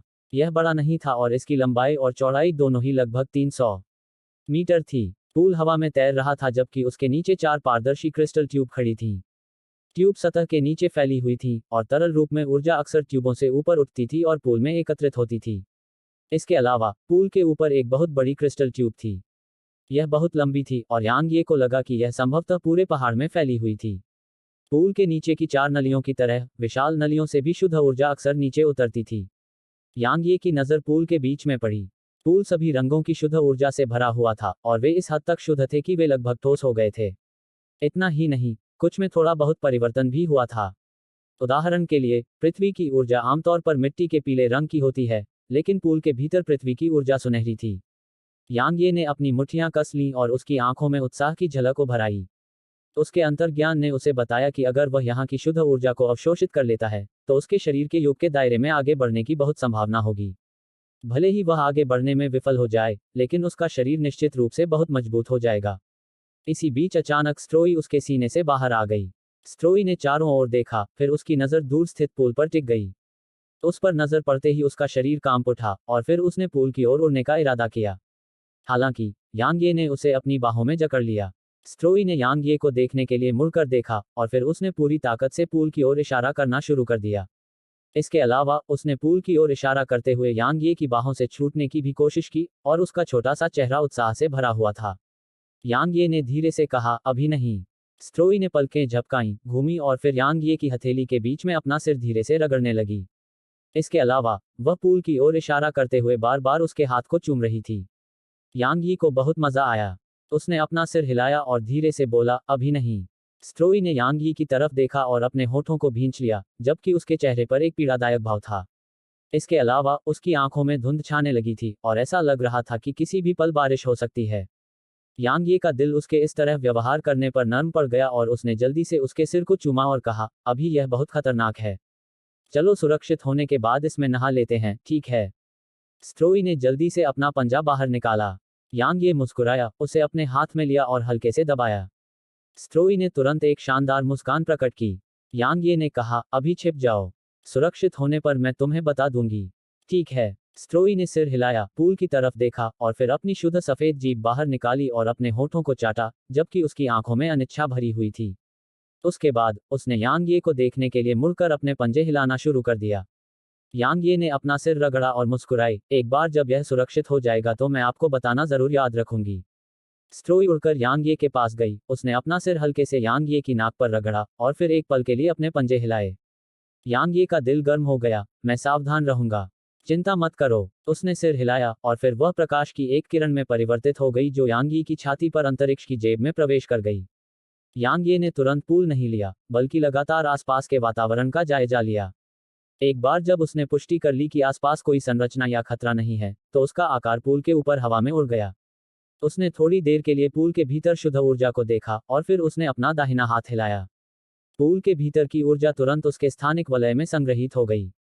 यांग ये ने पूरा पूल अपने साथ नहीं लिया था। जब तक पूल बना रहेगा तब तक संरचना काम करती रहेगी। जब तक संरचना काम करती रहेगी, पूल एक दिन फिर से भर जाएगा। अगर वह पूल ले गया तो यहाँ संरचना क्षतिग्रस्त हो जाएगी। यद्यपि वह स्वार्थी था, फिर भी वह सद्गुणों से रहित नहीं था। कुंड के भीतर की ऊर्जा लेने के बाद यांग ये ने चारों ओर नजर घुमाए और फिर उसी रास्ते से वापस लौटा जिस रास्ते से वह गुफा में आया था। यांग ये ने अपनी गति बढ़ा दी और उसे गुफा से बाहर निकलने में ज्यादा समय नहीं लगा। इस समय काला बंदर अभी भी अधेड़ उम्र के आदमी से युद्ध कर रहा था। अगर द्वीप पर जगह बहुत मजबूत नहीं होती तो शायद पूरा द्वीप ही उनकी लड़ाई में नष्ट हो जाता। हालांकि ऐसा इसलिए भी था क्योंकि वे मौत से नहीं लड़ रहे थे, अन्यथा द्वीप वास्तव में टूट सकता था। यांग ये ने काले बंदर को संकेत भेजा और फिर वह जंगल में घुस गया। उसके बाद उसने अपनी गति बढ़ा दी। अचानक पूरी जमीन जोर से कांपने लगी। गर्जन। इसके बाद पूरे द्वीप में अचानक एक भयंकर गर्जना गूंज उठी। उसने देखा, यांग ये की आंखें थोड़ी सिकुड़ गईं। उसने भागना जारी नहीं रखा और इसके बजाय खुद को छिपा लिया। यांग ये ने दूर की ओर देखा। काला बंदर युद्ध के मैदान से चला गया था, लेकिन उसके चेहरे का भाव अचानक बदल गया और उसने पलटकर अपनी मुट्ठी आगे पटक दी। टकराना। दो मुट्ठियां आपस में टकराईं और फिर काला बंदर 1 किलोमीटर पीछे तक उड़ गया। अधेड़ उम्र के आदमी ने अपनी मुट्ठियां भींच लीं और काले बंदर को घूरते हुए बोला, इसे सौंप दो। काले बंदर की पलकें फड़क उठी। तुम क्या बात कर रहे हो? तुम इंसानों की तरह क्यों चल रहे हो और इतने बेशर्म क्यों हो गए हो? अधेड़ उम्र के आदमी का चेहरा और भी क्रूर हो गया। मैं आखिरी बार कहूंगा, इसे सौंप दो। काले बंदर ने धीरे से अपनी मुट्ठियां भींच लीं। मैं मना करता हूं तो मर जाओ। जैसे ही उसने कहा, अधेड़ उम्र का आदमी आगे बढ़ा। Bang bang bang. दूर दूर तक कई जोरदार धमाके गूंज रहे थे। वे बिजली की तरह गड़गड़ा रहे थे और उन्हें सुनने वाले सभी लोगों के दिल और दिमाग हिल गए। बहुत समय बीतने के बाद यांग ये ने दूर की ओर देखा। काला बंदर अपने असली रूप में लौट आया था। उसका आकार एक छोटे पहाड़ जैसा था, लेकिन अधेड़ उम्र का आदमी अभी भी इंसानी रूप में था। हालांकि वह अभी भी काले बंदर को बार बार पीछे धकेल रहा था। इसके अलावा यांग ये स्पष्ट रूप से समझ पा रहा था कि अधेड़ उम्र के आदमी की आंखों में सिर्फ क्रूरता ही नहीं थी, बल्कि उनमें हत्या करने की मंशा भी थी। अधेड़ उम्र के आदमी ने बिल्कुल भी पीछे हटने की कोशिश नहीं की। उसके हर एक घूंसे ने काले बंदर को जोरदार तरीके से मारा, जिससे काला बंदर अपने असली रूप में वापस आने के बाद भी बार बार पीछे धकेला जा रहा था। यांग ये का चेहरा उतर गया, क्योंकि उसने देखा कि काला बंदर हारने वाला था। अब उसके सामने दो रास्ते थे। पहला था कि वह वहां से चला जाए और दूसरा था कि वह वहां रहकर काले बंदर की मदद करे। अगर वह चला गया तो जब तक वह जानबूझकर खुद को उजागर नहीं करता, तब तक उसकी छुपने की क्षमता के कारण मध्यम आयु वर्ग के व्यक्ति के लिए भी उसे ढूंढ पाना असंभव हो जाता। लेकिन अगर उसने काले बंदर की मदद की तो मध्यम आयु वर्ग के व्यक्ति की ताकत के आधार पर उसके कुचले जाने की बहुत संभावना थी, जबकि वह अपनी तलवार का इस्तेमाल नहीं कर सकता था। भाग जाना, मदद करना, टकराना। इसी बीच अचानक एक अधेड़ व्यक्ति के घूंसे से काला बंदर उड़ गया। यांग ये की पलकें झपक गईं जब उसने देखा कि काले बंदर का शरीर फट गया है, और उसने कहा, भाई काले, रुको, मैं तुम्हारी मदद करूंगा। जैसे ही उसने बोलना समाप्त किया, यांग ये पलटा और वहीं गायब हो गया। अध्याय 1259। भाई ब्लैक, तुम पीछे रहो। एक ही मुक्का लगने से काला बंदर उड़ गया और वह 1 किलोमीटर से ज्यादा दूर तक उड़ गया। हालांकि यह 1 किलोमीटर से थोड़ा ज्यादा था, फिर भी यह बेहद भयानक था। आखिरकार काले बंदर का आकार एक छोटे पहाड़ जितना था। काले बंदर का शरीर मुट्ठी के निशानों से ढका हुआ था और उसके शरीर के कई हिस्से टूट गए थे। काले बंदर का चेहरा भी खूंखार हो गया था और उसकी बड़ी बड़ी आंखें भयंकर चमक से चमक रही थीं। एक पल बीता और फिर उसने अधेड़ उम्र के आदमी पर मुक्का मारा। अधेड़ उम्र के आदमी के मुंह के कोनों पर तिरस्कार की झलक उभरी। उसने अपना दाहिना पैर जमीन पर पटका, हवा में उछला और काले बंदर की मुट्ठी पर जोर से मुक्का मारा। काले बंदर की मुट्ठी अधेड़ उम्र के आदमी की मुट्ठी से लगभग 100 गुना बड़ी थी। हालांकि टकराना, एक विस्फोट हुआ, जिसके बाद काले बंदर ने तुरंत अपना हाथ पीछे खींच लिया और टक्कर की शक्तिशाली ताकत ने उसे एक बार फिर से पीछे की ओर धकेल दिया। लगभग 100 मीटर पीछे जाने के बाद काले बंदर ने अपना दाहिना पैर जमीन पर पटका और तुरंत अपने शरीर को और पीछे धकेले जाने से रोक लिया। उसने अपने हाथ की ओर देखा और उसने पाया कि वह टेढ़ा हो गया था। यह सिर्फ उसकी उंगलियां ही नहीं थीं, बल्कि उसका पूरा हाथ भी टूट गया था और चोटों से लगातार खून बह रहा था। काले बंदर का चेहरा उतर गया और उसने अधेड़ उम्र के आदमी की ओर देखा और कहा, तुम पहले से कहीं ज्यादा ताकतवर हो गए हो। अधेड़ उम्र का आदमी काले बंदर की ओर बढ़ने लगा। इसे मेरे हवाले कर दो और मैं तुम्हारी जान बख्श दूंगा, नहीं तो मैं तुम्हें मार डालूंगा। काले बंदर ने अधेड़ उम्र के व्यक्ति को काफी देर तक देखा और फिर वह उग्रता से दहाड़ने लगा और अधेड़ उम्र के व्यक्ति पर झपट पड़ा। तुम मौत को दावत दे रहे हो। जब अधेड़ उम्र के आदमी ने काले बंदर को हमला करते देखा तो उसकी आंखों में हत्या की इच्छा चमक उठी। उसने अपना दाहिना पैर जमीन पर पटका और उसका शरीर हवा में उछल गया और फिर उसने काले बंदर पर मुक्का मारा। टकराना। अधेड़ उम्र के आदमी की मुट्ठी काले बंदर के पेट पर लगी और काले बंदर के मुंह से खून की एक फुहार निकली। उसका पेट एक पल में धंस गया जबकि अधेड़ उम्र के आदमी की मुट्ठी के आसपास का क्षेत्र तेजी से फटने लगा और फिर उन दरारों से खून बहने लगा। अधेड़ उम्र के आदमी के मुंह पर एक क्रूर मुस्कान उभरी। वह हमला करने ही वाला था कि तभी दूर से एक विशालकाय आकृति हवा में उभरी। काला बंदर उसे देखकर एकदम से दंग रह गया और उसने देखा कि यांग ये उसके सामने खड़ा है। शून्य बादल शटल। यह विशालकाय वस्तु स्वाभाविक रूप से शून्य बादल शटल थी। क्या वह भाग सकता था? बिल्कुल नहीं। यांग ये मूर्ख नहीं था। उसे पता था कि अगर वह भाग गया तो काला बंदर उसे धोखा दे सकता है।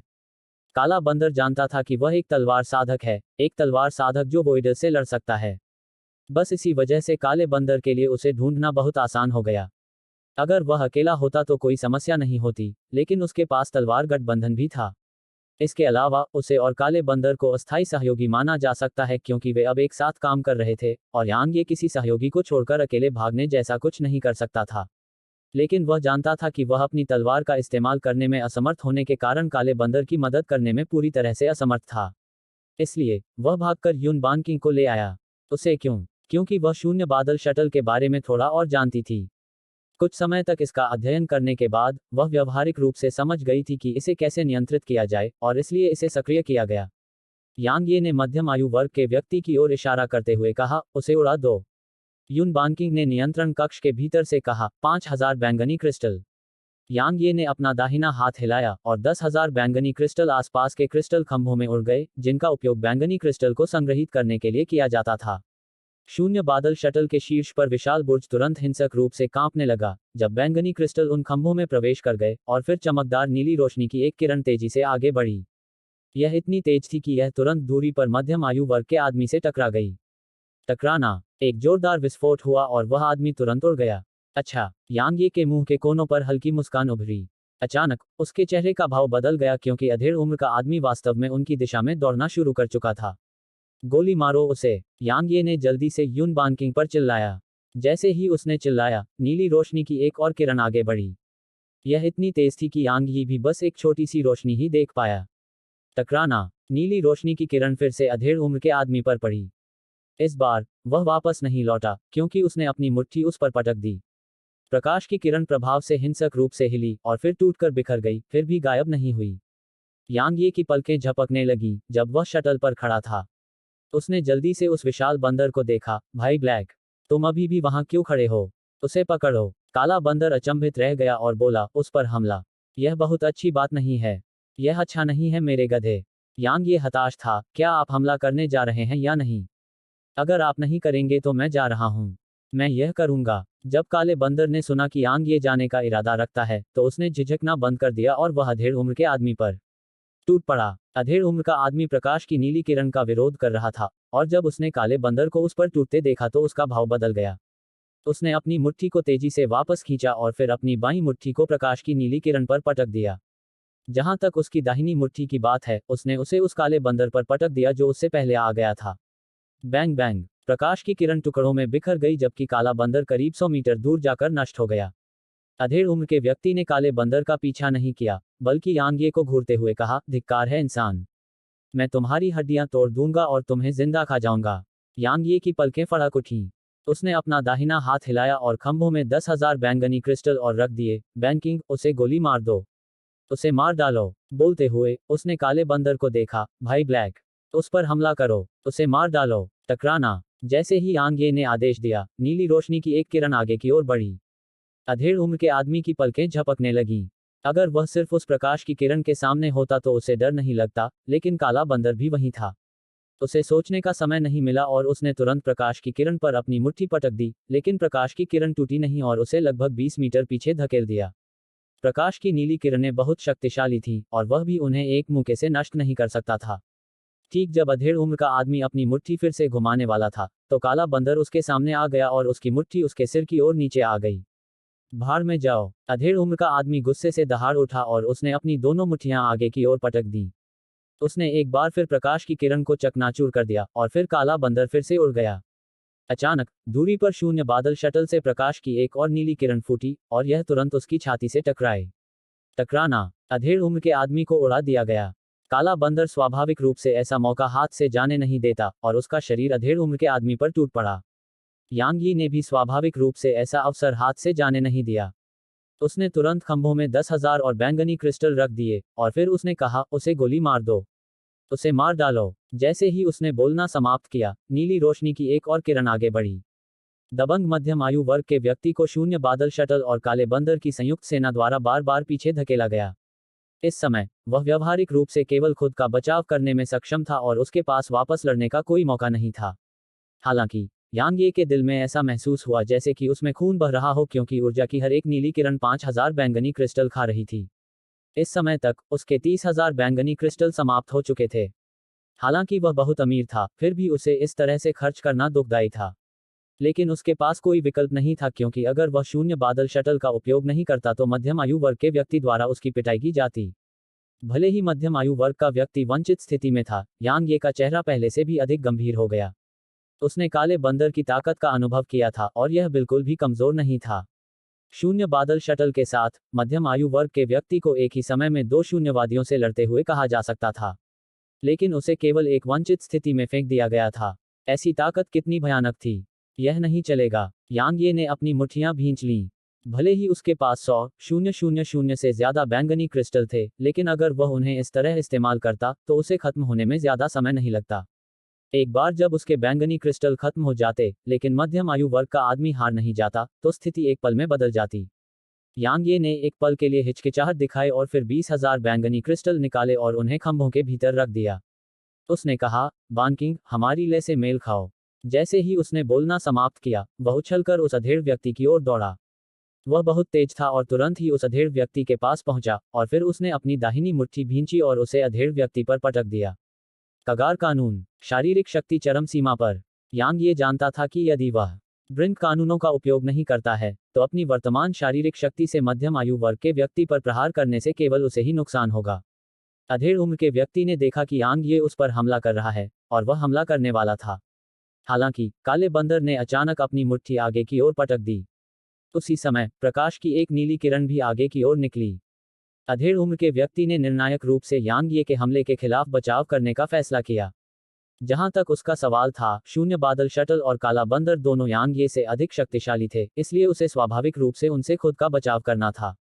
अधेड़ उम्र के आदमी की मुट्ठी काले बंदर की मुट्ठी और प्रकाश की किरण से टकराए। इस बीच यांग ये की मुट्ठी अधेड़ उम्र के आदमी के सिर पर लगी। Bang bang bang. काला बंदर उड़ गया जबकि नीली किरणें भी उड़ गईं। अधेड़ उम्र के आदमी का सिर जोर से हिला जबकि उसका शरीर पीछे की ओर उड़ गया। यांग ये गुस्से से दहाड़ा, इस पल का फायदा उठाओ और उसे पकड़ो। जैसे ही उसने बोलना समाप्त किया, यांग ये हमला करने के लिए आगे बढ़ा। शून्य बादल शटल ने मध्यम आयु वर्ग के व्यक्ति पर प्रकाश की एक और नीली किरण फेंकी। काला बंदर चुपचाप खड़ा नहीं रहा और उसने मध्यम आयु वर्ग के व्यक्ति पर हमला कर दिया। क्योंकि यांग ये ने अधेड़ उम्र के आदमी के सिर पर वार किया था, जबकि यांग ये का हमला अधेड़ उम्र के आदमी को मार नहीं पाया था, लेकिन उसने उसे स्पष्ट रूप से स्तब्ध कर दिया था। हालांकि जब यांग ये ने उस पर हमला किया, तो उसने सहज रूप से यांग ये पर अपनी मुट्ठी घुमाई। यांग ये की अभिव्यक्ति बदल गई। वह मध्यम आयु वर्ग के व्यक्ति के साथ मारपीट करने की हिम्मत नहीं कर सका, इसलिए उसने जल्दी से अपनी मुट्ठी वापस खींच ली, एक तरफ हट गया और प्रकाश की नीली किरण को पहले जाने दिया। Bang bang. काले बंदर और प्रकाश की किरण की संयुक्त ताकतों ने मध्यम आयु वर्ग के व्यक्ति को उड़ा दिया। इस बीच यांग ये ने तेजी से आगे बढ़कर मध्यम आयु वर्ग के व्यक्ति पर मुट्ठियां बरसाईं। ठीक इसी तरह यांग ये, काले बंदर और शून्य बादल शटल ने मध्यम आयु वर्ग के व्यक्ति को लगभग 15 मिनट तक पीटा। टकराना। अचानक अधेड़ उम्र के आदमी के भीतर से एक भयानक आभा निकली।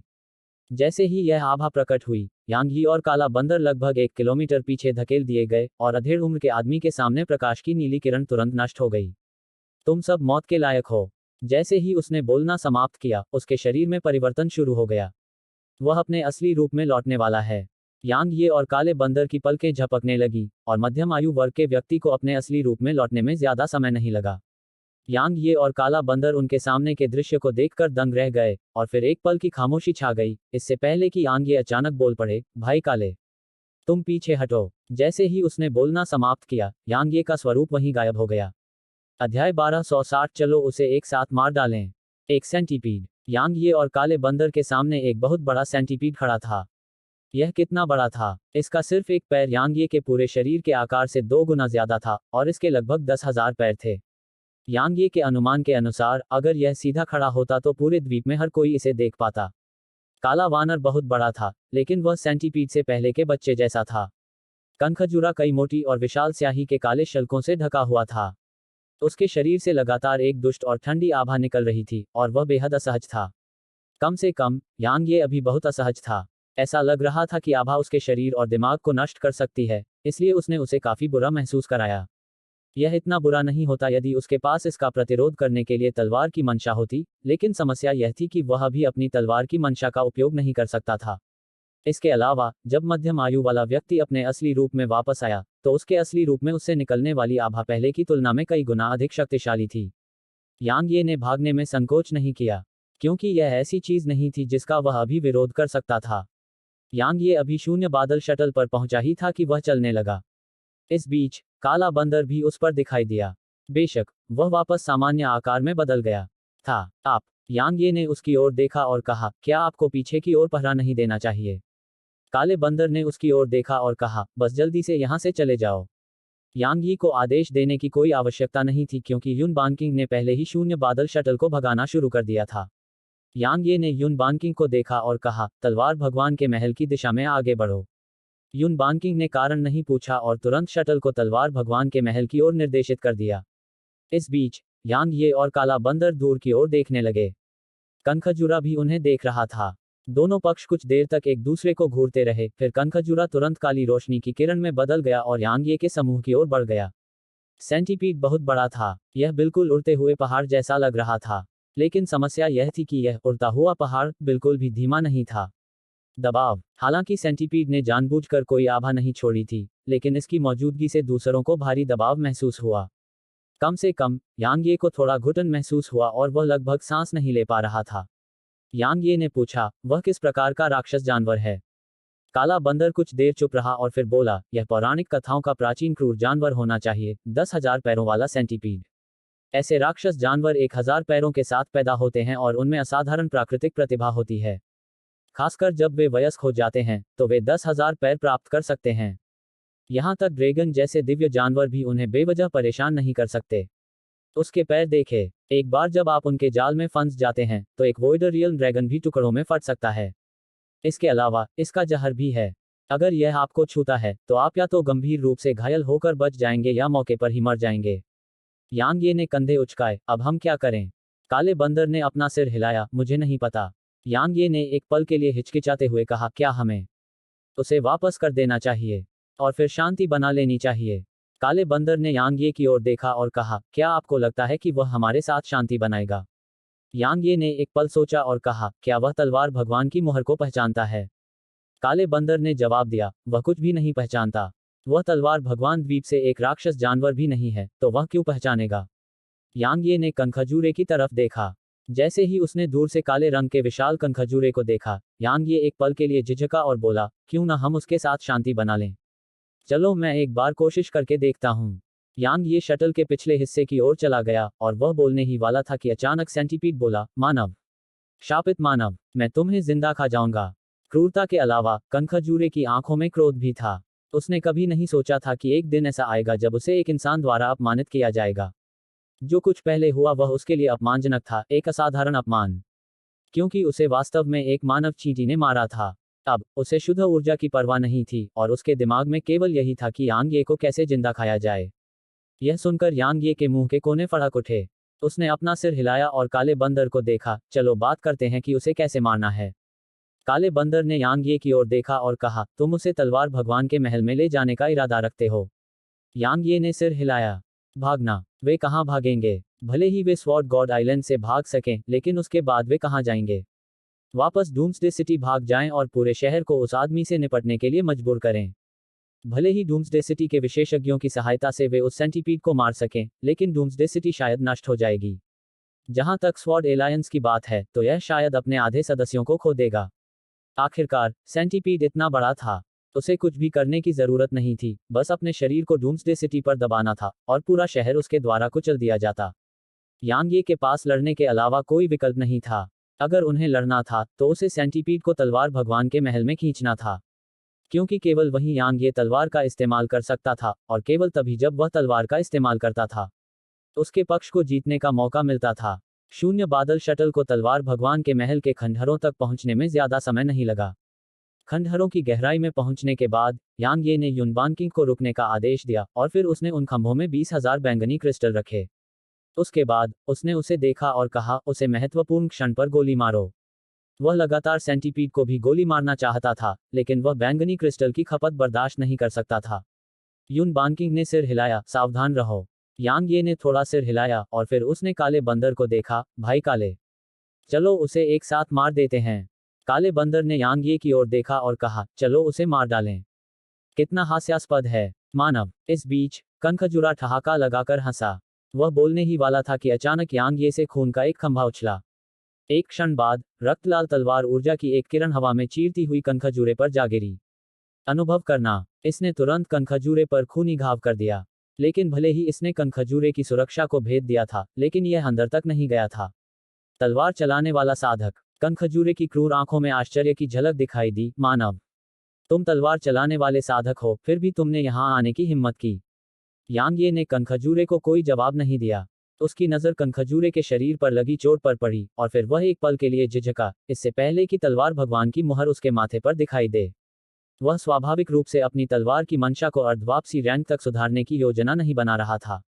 आखिरकार प्रतिक्रिया से होने वाला दर्द कुछ ऐसा था जिसे वह फिर कभी अनुभव नहीं करना चाहता था। अपनी तलवार की मंशा को अर्धवापसी रैंक तक सुधारने में सक्षम होने के अलावा, यह उसकी तलवार की मंशा और तलवार की ऊर्जा की ताकत को कम से कम 3 गुना तक सुधार सकता है। हालांकि यांग ये ने देखा कि तलवार भगवान की मुहर का उपयोग करने के बाद उसकी गहन ऊर्जा की खपत की गति काफी तेज हो गई। इसलिए यांग ये ने समय बर्बाद करने की हिम्मत नहीं की और तुरंत काले बंदर की ओर देखा, उसे मार डालो। जैसे ही उसने बोलना समाप्त किया, यांग ये रक्त लाल प्रकाश की किरण में परिवर्तित हो गया जो सेंटीपीड की ओर बढ़ गया। काले बंदर ने भी अपनी सांस व्यर्थ नहीं जाने दी और वह भी तुरंत आगे बढ़ गया। यांग ये और काले बंदर के शटल से चले जाने के बाद युन बानकिंग ने तुरंत उसे लगभग 10 किलोमीटर पीछे कर दिया। यांग ये और काले बंदर और सेंटीपीड के बीच लड़ाई एक बड़े क्षेत्र को प्रभावित करेगी और वह नहीं चाहती थी कि शटल भी प्रभावित हो। जैसे ही शटल वापस चली गई, युन बानकिंग ने तुरंत सेंटीपीड पर बुर्ज लॉक कर दिए और अपना पूरा ध्यान काम पर लगा दिया। तलवार भगवान की मुहर को सक्रिय करने के बाद यांग ये की तलवार ऊर्जा और तलवार की मंशा कम से कम 3 गुना मजबूत हो गई। तलवार की ऊर्जा की हर एक किरण आसानी से सेंटीपीड की सुरक्षा को चीर सकती थी। क्योंकि सेंटीपीड इतना विशाल था, वह यांग ये के लिए अभ्यास करने के लिए एक जीवित लक्ष्य की तरह था और उसकी तलवार का हर एक वार व्यवहारिक रूप से कभी भी चूक नहीं सकता था। वह कनखजूरे के शरीर पर मौजूद घातक बिंदुओं, जैसे उसकी आंखों और गले पर ध्यान केंद्रित करना चाहता था। लेकिन समस्या यह थी कि कनखजूरा उसे ऐसा करने की अनुमति नहीं दे रहा था। कनखजूरा लगातार उन घातक बिंदुओं की रक्षा कर रहा था। यांग ये की तलवार से सेंटीपीड पर 100 से ज्यादा बार वार होने में ज्यादा समय नहीं लगा। हर एक वार ने उसकी सुरक्षा को भेद दिया, जिससे वह बहुत ज्यादा हताश हो गया। वह अचानक गुस्से से चिल्लाया और खड़ा हो गया और फिर अनगिनत पैरों ने यांग ये को घेर लिया। काले बंदर ने जल्दी से चिल्लाते हुए कनखजूरे पर अपनी मुट्ठी पटक दी, सावधान, उसे तुम्हें पकड़ने मत देना। हालांकि इसमें बहुत समय नहीं लगा और अनगिनत पैरों ने काले बंदर को भी घेर लिया, जिससे उसकी अभिव्यक्ति बदल गई और वह यांग ये पर ध्यान देने में असमर्थ हो गया। यांग ये की आंखें थोड़ी सिकुड़ गईं जब उसने देखा कि चारों तरफ से पैर उस पर गिर रहे हैं। वह खुद को उनके बीच फंसने नहीं देना चाहता था। आखिरकार काला बंदर भी इससे डरता था, इसलिए अगर वह उनके बीच फंस गया तो शायद वह खत्म हो जाएगा। यांग ये ने एक पल के लिए गहराई से सोचा और फिर उसने अपने दिल में एक आदेश जारी किया। एक पल में उसके भीतर से प्रकाश की 10,000 किरणें निकली और फिर हवा में एक गोलाकार तलवार का निर्माण हुआ। तलवारें उसके नियंत्रण में यांग ये के चारों ओर लगातार चमकती रहीं। क्योंकि वे शून्य रैंक वध इरादे, पुनर्जन्म रैंक तलवार इरादे और तलवार भगवान की मुहर द्वारा बढ़ाए गए थे, वे तलवारें अभी बहुत तेज थीं। हालांकि यांग ये का चेहरा उदास हो गया था क्योंकि तलवारें उन पैरों को काट नहीं सकती थीं और केवल उन्हें रोक सकती थीं। कितना शक्तिशाली! यांग ये के चेहरे पर एक बहुत ही गंभीर भाव था। भले ही सेंटीपीड अभी भी एक वोइडर था, लेकिन वह युआन कबीले के काले बंदर या उस वोइडर से कहीं ज्यादा शक्तिशाली था। यांग ये एक पल के लिए झिझका, फिर मानसिक रूप से तलवारों को नियंत्रित करते हुए सेंटीपीड को पीछे हटा। इस बीच प्राचीन म्यान उसके हाथ में आ गया। स्वर्ग का कब्र का पत्थर उसके अंदर म्यान में था, जिसे एक बार फिर तेजी से खींचा गया। ओह! रक्त लाल तलवार ऊर्जा की एक किरण जो 200 हेवन रेंज को ले गई, आगे चमक उठी। हिस हिस हिस। जहां भी वह गुजरा, उसके रास्ते में आने वाले सभी पैरों को आसानी से काट दिया गया। एक पल में उसने सेंटीपीड के 100 से ज्यादा पैर काट डाले। मानव सेंटीपीड ने अचानक एक क्रूर अभिव्यक्ति प्रकट की।